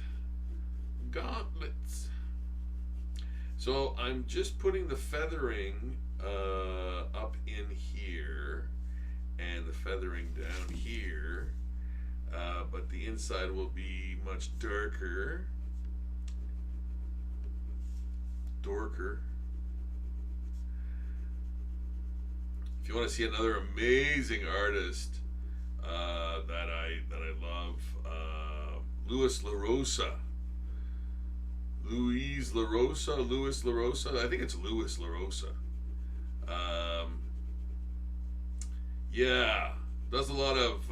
I've seen him do a lot of dinosaur-related artwork as it applies to sort of comics.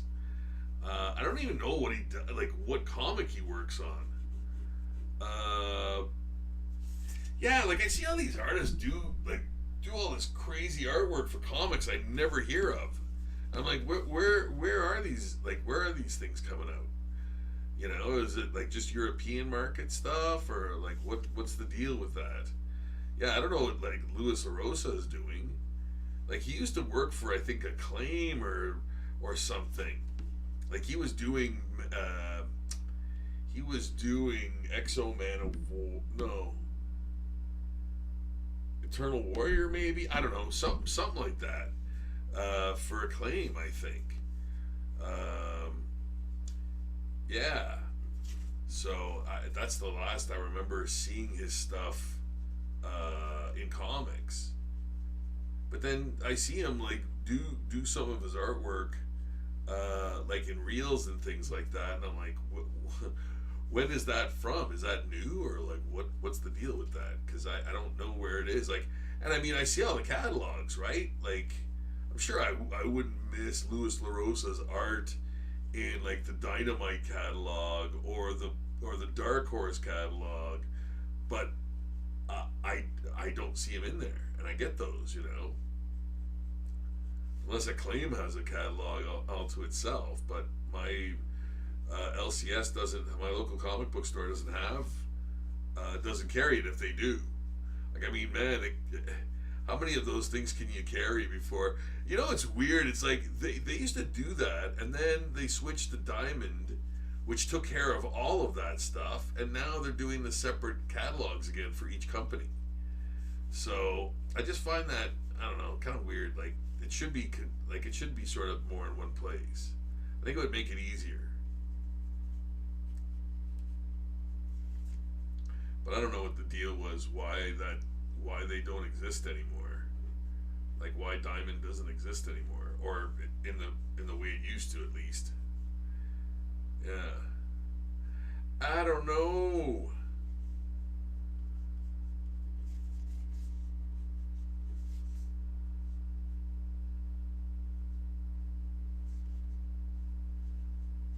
So now a whole new generation of people are going to know that there's a movie called Cape based on the movie.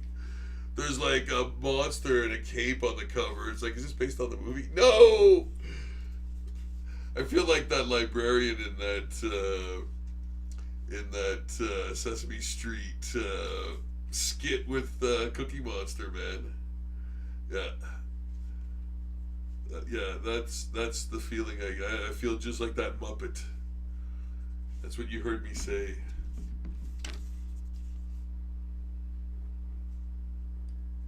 Muppets have feelings, man.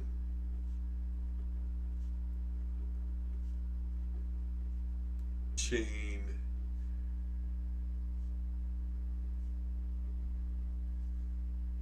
Yeah, getting into that little fugue state. Concentrating on the chain.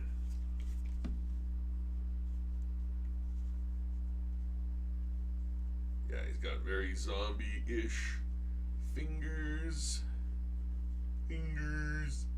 Kermit the Frog here. Hi ho, Kermit the Frog here. Quiet, Frog. This piggy just ruins it. She just comes in and ruins it.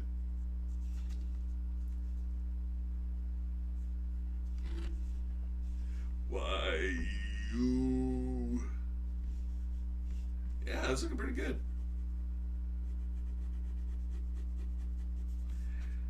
I am Rob Sachetto, the Zombie Guy. If you're just tuning in, I turn everything zombie. By traditional art means only. Yes, I have created Dilly, and I still add zombie art to it to this very day, every day. This is another piece that will be on there soon. You're watching me draw it from the sketch to basically the finished version, which it's headed there right now. We're in the final sort of stretch of this drawing, and this will be posted on Zombie Daily soon. To get to Zombie Daily, go to the link in the description below and click on that, and you'll find yourself in a realm of non-stop zombie hell and mayhem and murder and massacres and all that kind of stuff. Yes. But you'll enjoy it, though. You'll enjoy it. You immediately get the chance to suggest zombie art that you'd like to see me do for you. It could be a pop culture character from pop culture. It could be an actor. It could be an inanimate object. Anything goes, man. Anything goes. Well, I mean, within reason, obviously, right? Yeah. But yeah, man. Just subscribe, and that is the first and most wonderful perk that you'll get just from doing that, just from subscribing, just from the act of subscribing. Yeah, man. I thought that'd be a nice little incentive for some folks, And I hope that just me doing these, live streams showing you the process in which I use to do the art is incentive too, and it's fun, and you enjoy it, and it's a hoot to watch, I hope you guys dig it, man. I hope you guys dig it. And I hope that I've earned your interest and support in that matter. Yes. There comes a time when a man has to go back and do the things he swore he'd never do. So that is from really one of the most fun things I'm about to subscribe to. The Juggalo Insane Clown Posse Wrestling, man. Yeah, that is so fun, man. Vince Russo. If you know anything about wrestling, like in terms of who Vince Russo is, from the WCW era, yeah, you'll know who I'm talking about there. But he's like, I guess, part owner or manager or whatever of the Juggalo Wrestling League or whatever, and yeah, it's just fun as heck, man. It's so awesome. Yeah, it's fun AF. Yes. I think even the chain's gonna get quick heavier holding line added to it too. Yeah, I like that chain to be noticeable and a focal point, because yeah, it kind of like again it grounds the character in that spot too. Not that he needs tons of grounding, because he's virtually, you know, he's virtually a triangular composition on his own, which is like an incredibly strong composition, you know, for your page, you know.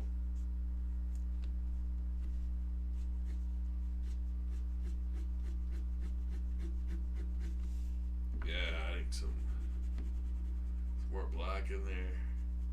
See, I just like that scribble almost effect, or that rough hewn effect that you get with that sort of not making it completely and entirely black, but you know, a sort of a gray, but with your pen, you know, so that's like, for lack of a better term, salt and pepper in there, you know, where there's some black line, but it's so close to the, like, everything's so close, you can only see a little bit of the white, you know. It's just not fully black, you know. It's got some texture to it, and I like that, you know. Even John Romita Jr.'s, you know, art looks great when Al Williamson inks it. You know, when Al Williamson inks John Romita Jr.'s pencils, they look great, you know, because he adds those beautiful dimensions and lines in there, you know, to sort of breathe life into it, you know. I guess like late 90s, early 2000s maybe, somewhere in there. Yeah, because Daredevil wasn't part of the Heroes Reborn sort of thing, right? Yeah.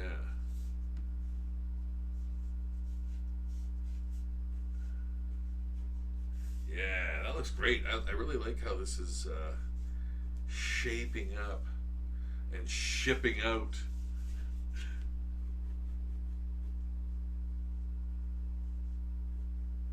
Yeah, some nice gnarly details, like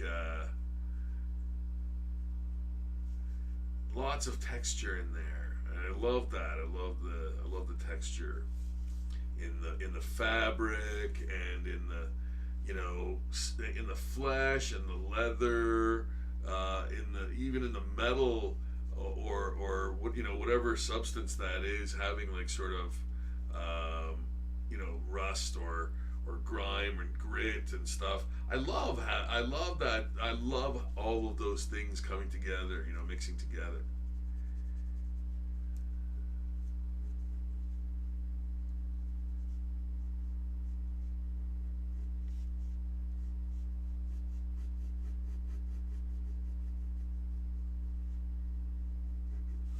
Yeah. Uh.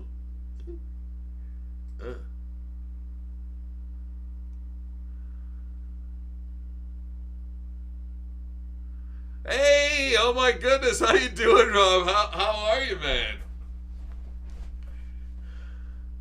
Come for the fire. Love you, brother. Yeah, likewise. Man, I'm coming out soon. Thanks for hopping on, man. I appreciate the hop on. No hop ons. I appreciate the hop on and the shout out, man. Good to hear from you. Really good to hear from you, and looking forward to seeing you soon. Yeah, man. Yes. Can't wait.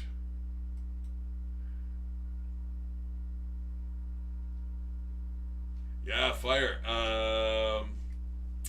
Yeah, man. Oh my, fire good. Fire is good. Yeah.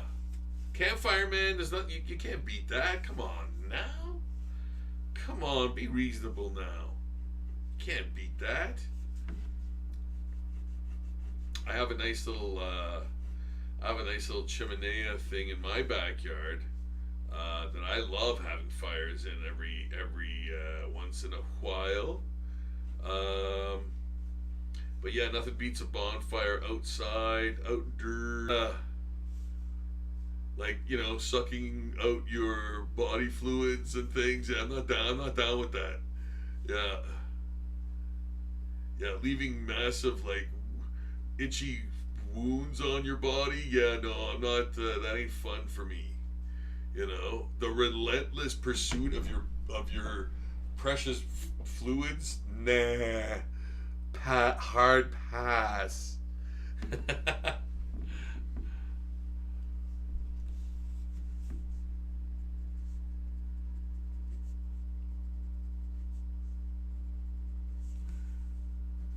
But yeah, always looking forward to outdoor campfires and stuff like that. Um, and you know what? It's like I mentioned like in the past. You know when you immerse yourself when you're around nature, you know, outdoors, it really does help your art. And it inspires you to do more art. Um, I find, and like there's so much that nature gives you as a subject too for for art pieces. You know, man, it's wonderful. So yeah, get out there and be inspired, and literally touch grass, man, for real. And look around, look at the branches, man. Look at the flowers, uh, the flowers. No, but like really observe and study them and draw them. And you'll find that drawing from nature is such a beautiful and relaxing venture.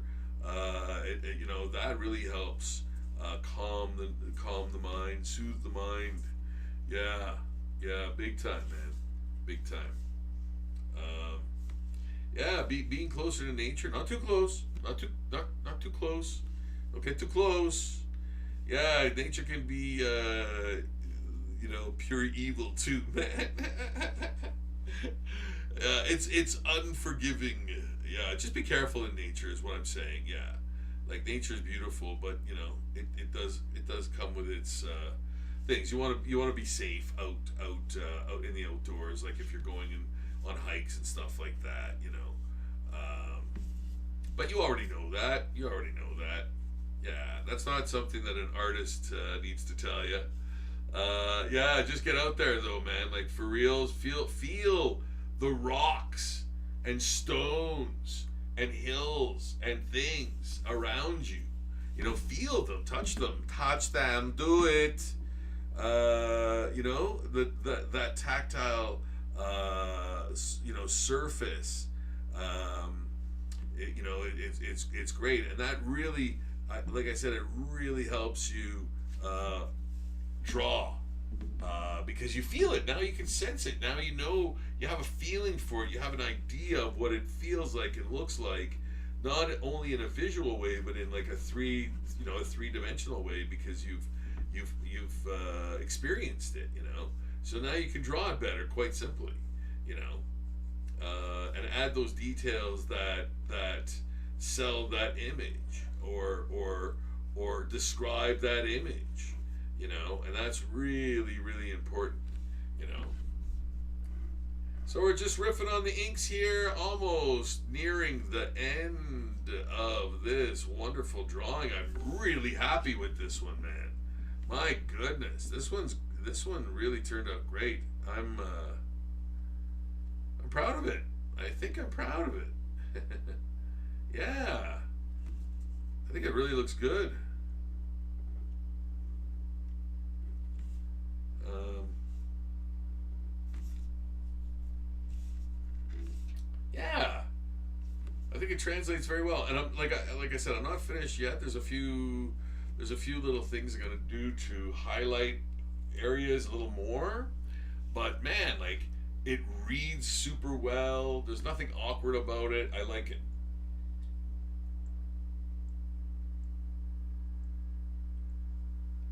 It's very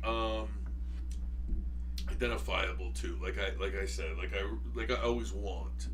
I always want the character to be easily identifiable. You know.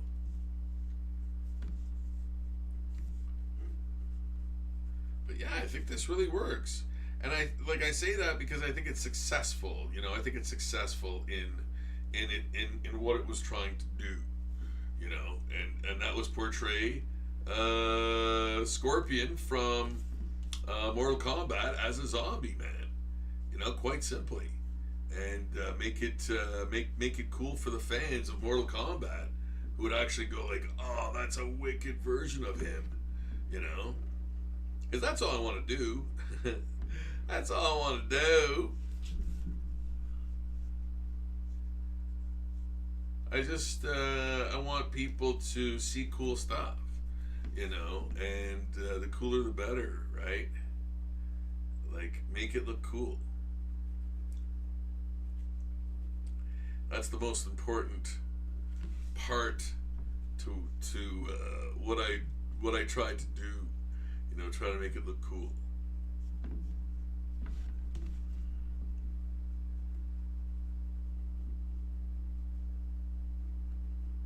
And I gotta put some blood on there. Oops.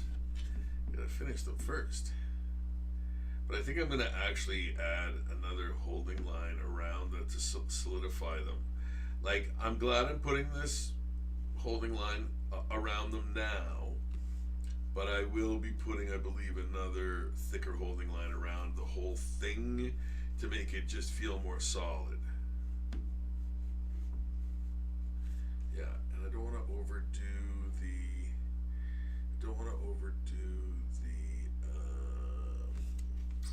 folds in there. Like, there. This is great. This is really good. I love that. Okay. There. Yeah, wonderful. Oh, that's good. That's good. Yeah, it's a good thing I saw that line there last minute before I inked it in. I inked it correctly, which is good. Yeah.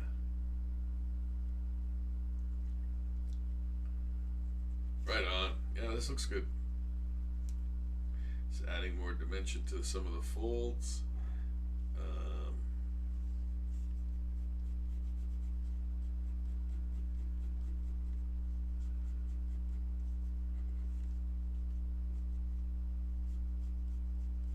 Wow, there we are. Really dark. We're getting really dark in there. Oh boy. Oh wow, I'm just showing almost a highlight of that stud there.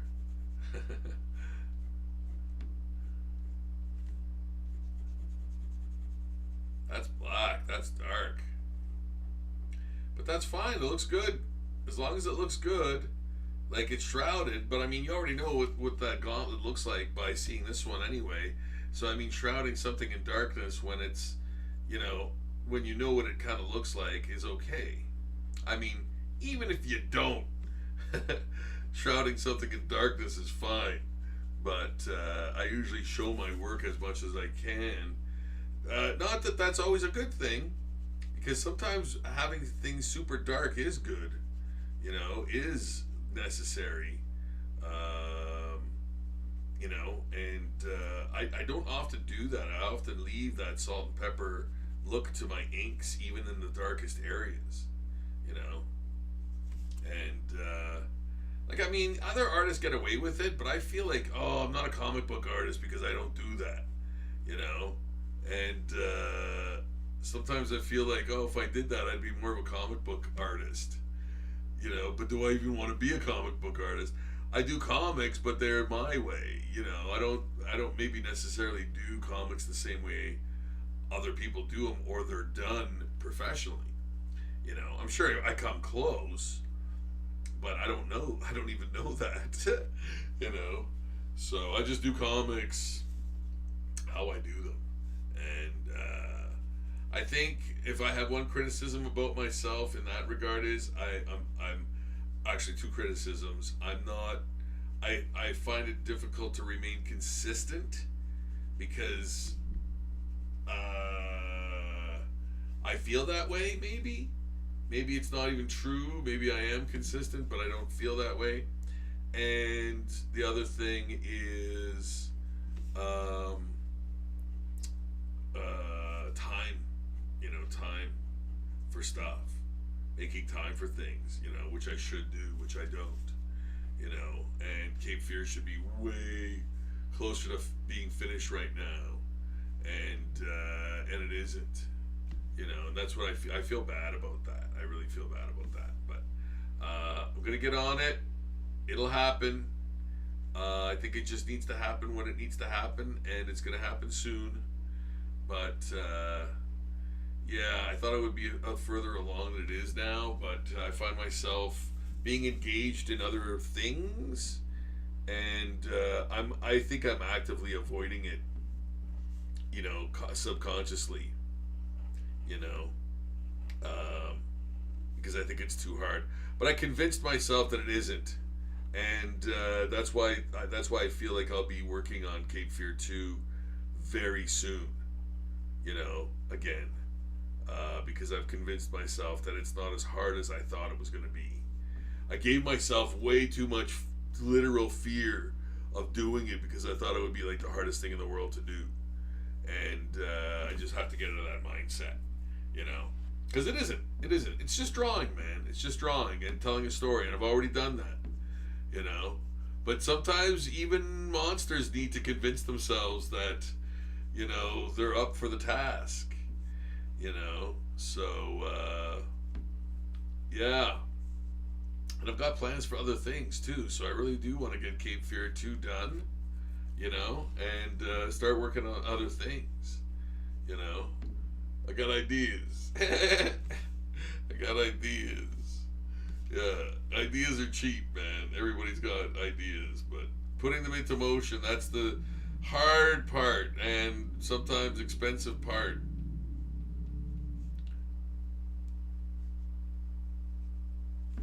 There. That looks great. Huh? We did that tonight, guys. Yeah. Isn't that wonderful? We did that tonight. That is awesome. I love us.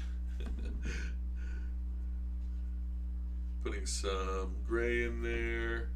Maybe a bit more in here to add some contrast. There. Yeah, see, that's already working in there. That's already working in there. And a bit more contrast in here, like I mentioned earlier, to differentiate his facial color from the cowl. So that's working out. That's good. Maybe I'll add some blue in there. Marker blue. Yeah.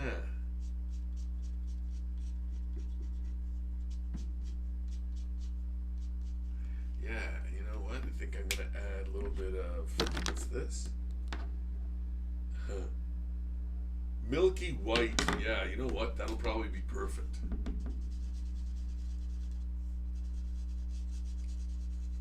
In his face, yeah.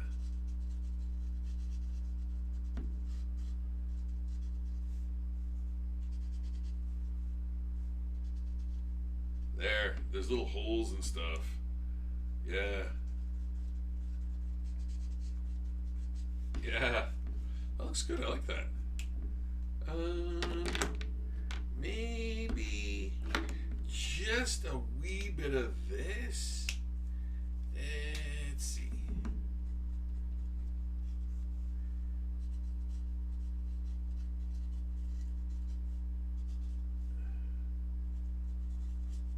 Is that noticeable? I don't know.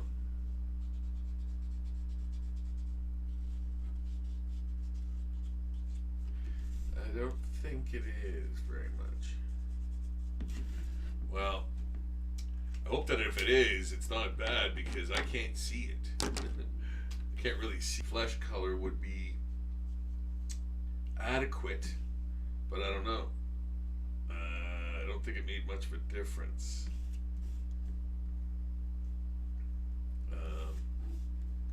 So, what else? What's this? Pale cream. Okay, well, try pale cream.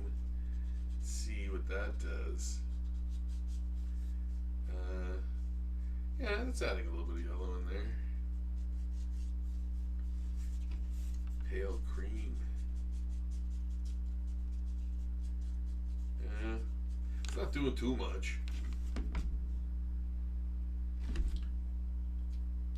What about, well, you know what I am going to do is I'm just going to highlight these scales with the yellow, but just dots. Dots. Yeah, just that. And it'll hardly be noticeable.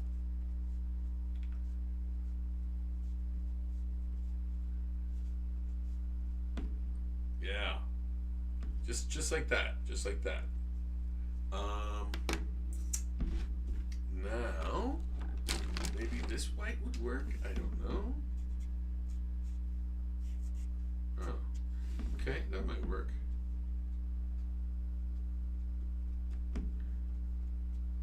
Put a couple of white sparkles in there. Maybe that'll jazz it up a bit. I mean, what? Yeah. Like, it's one of the larger pens that I have, and I can't find it. Like, I just used it. Yeah, that's crazy. I have to literally find my whiteout pen because I don't think this is gonna work that well. But like, I'm like, oh, I want to put little highlights in the chains, and I don't think this is gonna work though. I don't think it's gonna. But you know what? I'm gonna put the red in first. There we go. This red.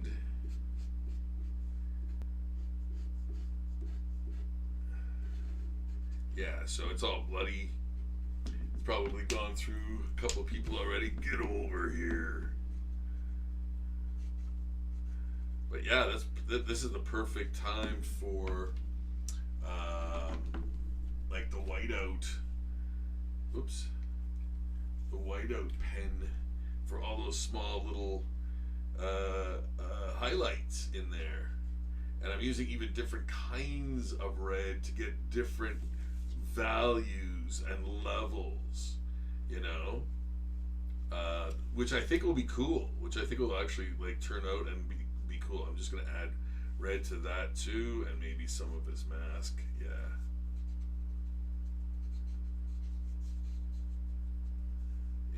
There.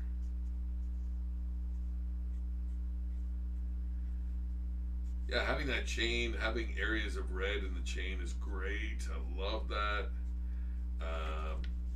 Even coming out of his hands, yeah. Just showing that chain off. I like that. Like, I really love the solidity of it. It grounds the character, like I said, so much, and it just adds that cool feature. And again, that was something I added that wasn't in the reference I used. You know, like I never use the reference like the drawing I'm gonna do. I always try to change it up. You know, and especially, you know, since I have to use another artist's like rendering, so to speak. Like, this was a digital drawing, but it was like I said, it was the clearest thing I could find and use for the character, because again, I don't know if it's just me, I can't find stuff, but like I look I kind of, you know, I do all the right things to look for stuff and go to images and basically pick out the best version of a character to use as a reference, right? And most of the time it's like a character from a movie, or that's been turned into a movie, or a statue, like, or a bust, or whatever, like, you know, like a statue, like a fan, or like a you know, a statue from a company, like Marvel makes their statues of all their characters and stuff like that. So I like using statues, because then it's kind of like you're drawing from a still life almost.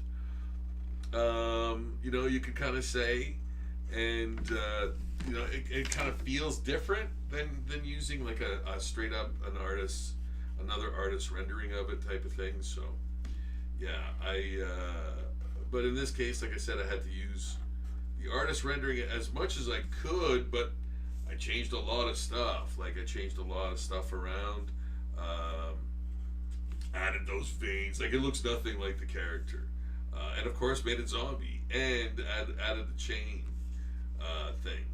So yeah, that's a lot of that. Obviously, is different, not in the original reference, and that's good. You know, that's good. It gives you just a different perspective of the character, adds those personal things. You know, yeah, really making it my own version of the character. You know, yeah. There goes my weight. There goes my weight. Just drawing the hand here. Again, using a thick holding line to really bring things out a lot more. Having it pop off the page, and of course, it's an action character. You want that, right? So, guys, I'm Rob Sachetto. You're in the studio live with me. I'm the zombie guy. I've drawn more zombies than anyone on planet Earth, and I prove that every day on Zombie Daily. Check it out. The link is in the description below. So many great features on the channel, guys. Check them out. Enjoy them. Like them. Please subscribe and suggest a character you'd like to see me do. Anything. Thing. It's open season, man. I will zombify anything you may suggest. And all it takes is a simple subscription to the channel. And hey, subscribe to Zombie Daily too and get the daily perk of new zombie art delivered to you on a daily basis by the one guy on Earth who's drawn more zombies than anyone on Earth. That would be me, the zombie guy, Rob Sachetto. And now we've come full circle.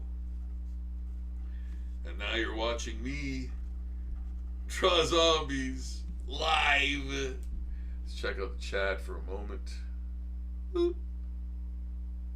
Okay. Very nice. Very nice. Very evil. Very nice. Fackler 7, so glad you were able to make it out tonight. Not sure if you're still watching, but yeah. Guys, thank you all so much for stopping in and keep me company in the studio. Yeah, it gets lonely. Oh, it gets lonely even. Yeah, but it's great. I love drawing, as you can possibly imagine, as if you couldn't guess. It's the most fun I've ever had in my life, and I have it every day, and I love it.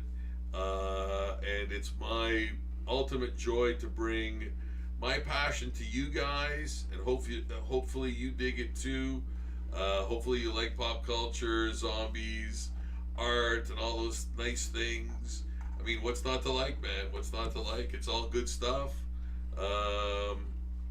You know, I'm creating real things, like, you know, real original art, and it's right before your eyes. There's nothing like it, man. There's nothing like it. It's in this day and age, it's almost like magic, you know, because we kind of let everything become automated, and we let things do things for us, so we don't have to learn the skill or think, you know. This is anything but. Your whole mind and body and perception and experiences and everything that you are goes into your art. Every experience you've ever had somehow will make it into your art and make it utterly unique and only yours. Yeah. That's something machines and AI and all of that other stuff could never do, you know. Unless you're creating fake people, you're back to square one. You know, only real people with real experiences can create art, because that's where it comes from. That is where art comes from, folks. It comes from you. It comes from inside of you, and only you. You know, only you can do the art that you do. No one else can do it. You know, it could be mimicked, it could be copied, or studied and stylized and recreated, but you are the only one who can create that original art that only exists, you know, on a piece of paper, in your sketchbook, maybe, you know. So, yeah, don't forget that. Don't forget that. That is an important thing to understand, and it's all you. It's all yours. You know, you own it. It's your little secret if you want it to be. You know, it's your passion. You enjoy it, and it's a freedom. It's a freedom, man. That we all have. That we very rarely explore. You know. But it's very inexpensive to draw and to experience art and to let it therapeutically help your cognitive abilities and just your calmness and direction. You know, yeah, it really works, man. And like I've said many times before, I'm not making any money from this. I am telling you what I feel, and it's true, man. It's very true to life. It's I can cop to it because I'm experiencing it, you know. And art really does. You know, if the cameras weren't on right now, like I'd be completely silent and just like, you know, zoned right out and into the art right now, you know. But I like explaining that like even explaining that could be a thing, you know, and it could be a thing for you, you know, as you use your brain all day on things that tax you out, and it's like, you know, drawing uses other parts of your brain, and those things that you've used all day can relax, you know, and regroup and all of that stuff and repair, you know, while your cognitive abilities to draw are being used, you know, to draw. So yeah, it really works, man. It really works. I wouldn't be saying it if it didn't work, for reals. So adding some white, adding a little bit of white to those scales there as a highlight, maybe a little bit to his forearm here. Yeah, just to differentiate it a little bit. And same with the gauntlets. You know, a little bit of highlight on there, a little bit of highlight on the rivets or studs there. Yeah, man. What do you guys think? I hope you dig it. I hope you dig it. Scorpion Man from Mortal Kombat. Yeah. What else? What else should I use? What's this? Blue gray. Alright, I'm gonna put some blue gray. Blue gray on there. I love that already. I love that. That's great. Yeah, man. Shadow.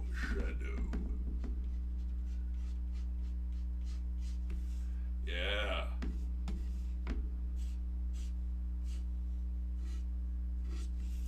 How about that, right? Yeah. Wonderful.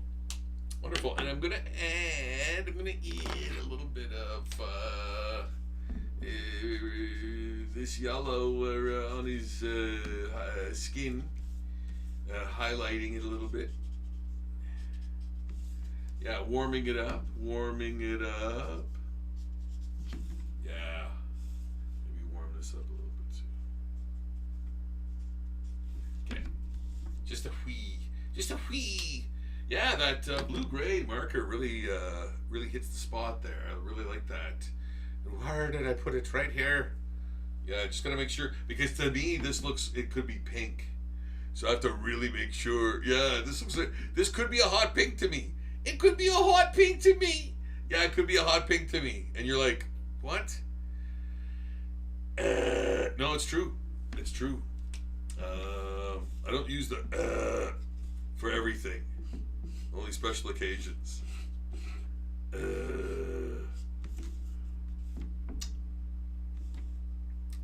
There we go. Yeah, that looks great. I really like how this turned out. I hope you guys do too. Yeah, man. It's this version of Scorpion. It's this version of Scorpion from Mortal Kombat. Mortal Kombat. So I'm gonna find my whiteout pen and put the highlights in eventually. Like, where did I put that? How? Okay, ghosts. But I think we're done. I think we're done here. I think we're done. I'm gonna just go home. Yeah, I think this is kaput. Is it? Is it catapult? Is it kaput? Kaputnik?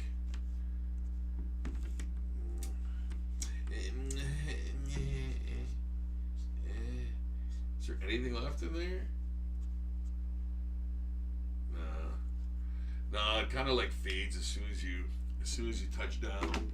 And then this too. See, this is what I mean. Like, some of these aren't maybe even to be used together. I don't know. Like, it would seem to me that this stuff like goes on top of everything, or it should anyway. But it doesn't. It doesn't though. You know. See that? Like, it makes that. It's a dull, like, you know, thing. So, yeah, I'm hesitant to use it. That's why my big one is like the best thing in the universe, and I keep saying that, and it's true, and I love it, and I don't know why I can't find it right now. That is utterly absurd. It's got to be somewhere. Yeah, it's got to be somewhere. Anyway, I'll find it. When I find it, I'll finish, because this is like super close to being finished, obviously, but it doesn't have the what do you call it? The highlights. Yeah. So, yeah, the highlights are kind of missing, and I want to put some in the chains, you know. So, yeah, but there we go, guys. What do you think of that? Huh? There it is. And again, what time is it now? Okay, so it's 11:45. This took 3 hours to do. You know, we'll say, because I had to sketch it. So 3 hours, man. And almost fully completed. Fully completed. Yeah, man. What do you think, guys? See the final reveal on Zombie Daily coming up soon. Guys, I'll tell you that the link is in the description below for Zombie Daily, and that's all I'm going to tell you. You explore the site, you explore the page on your own. You'll be amazed. Scroll, man. Type words into that search bar, and you'll find everything is there, man. Everything is zombified. If it isn't, suggest it, man. Suggest it. I do requests. And if you subscribe, you can suggest, man. Subscribe and suggest.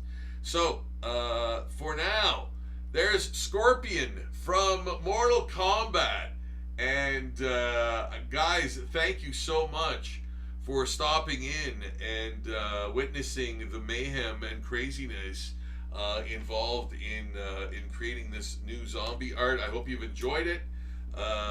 Like I said, there's always more little things to do here and there, and you know, it's never over until it's not over till it's over. So yeah, when you see the final reveal, it might be a little different than what it is here, but nonetheless, pretty much this is done. Pretty much this is finished. So guys, thank you again for watching. I am going to remind you one more time that Wednesday is the new feature live. On Wednesday, we're going to ruin comics, man. No, I love comics. We're going to talk comics. So Wednesday, new live feature, Comics, man. We're going to explore some Marvel and DC stuff, art, and more. And then next Friday, another Mortal Kombat character. I don't know which one yet, but we'll find out. Until then, have a wonderful, wonderful weekend. Best wishes and love, as always, guys. Thank you for watching. I'll see you.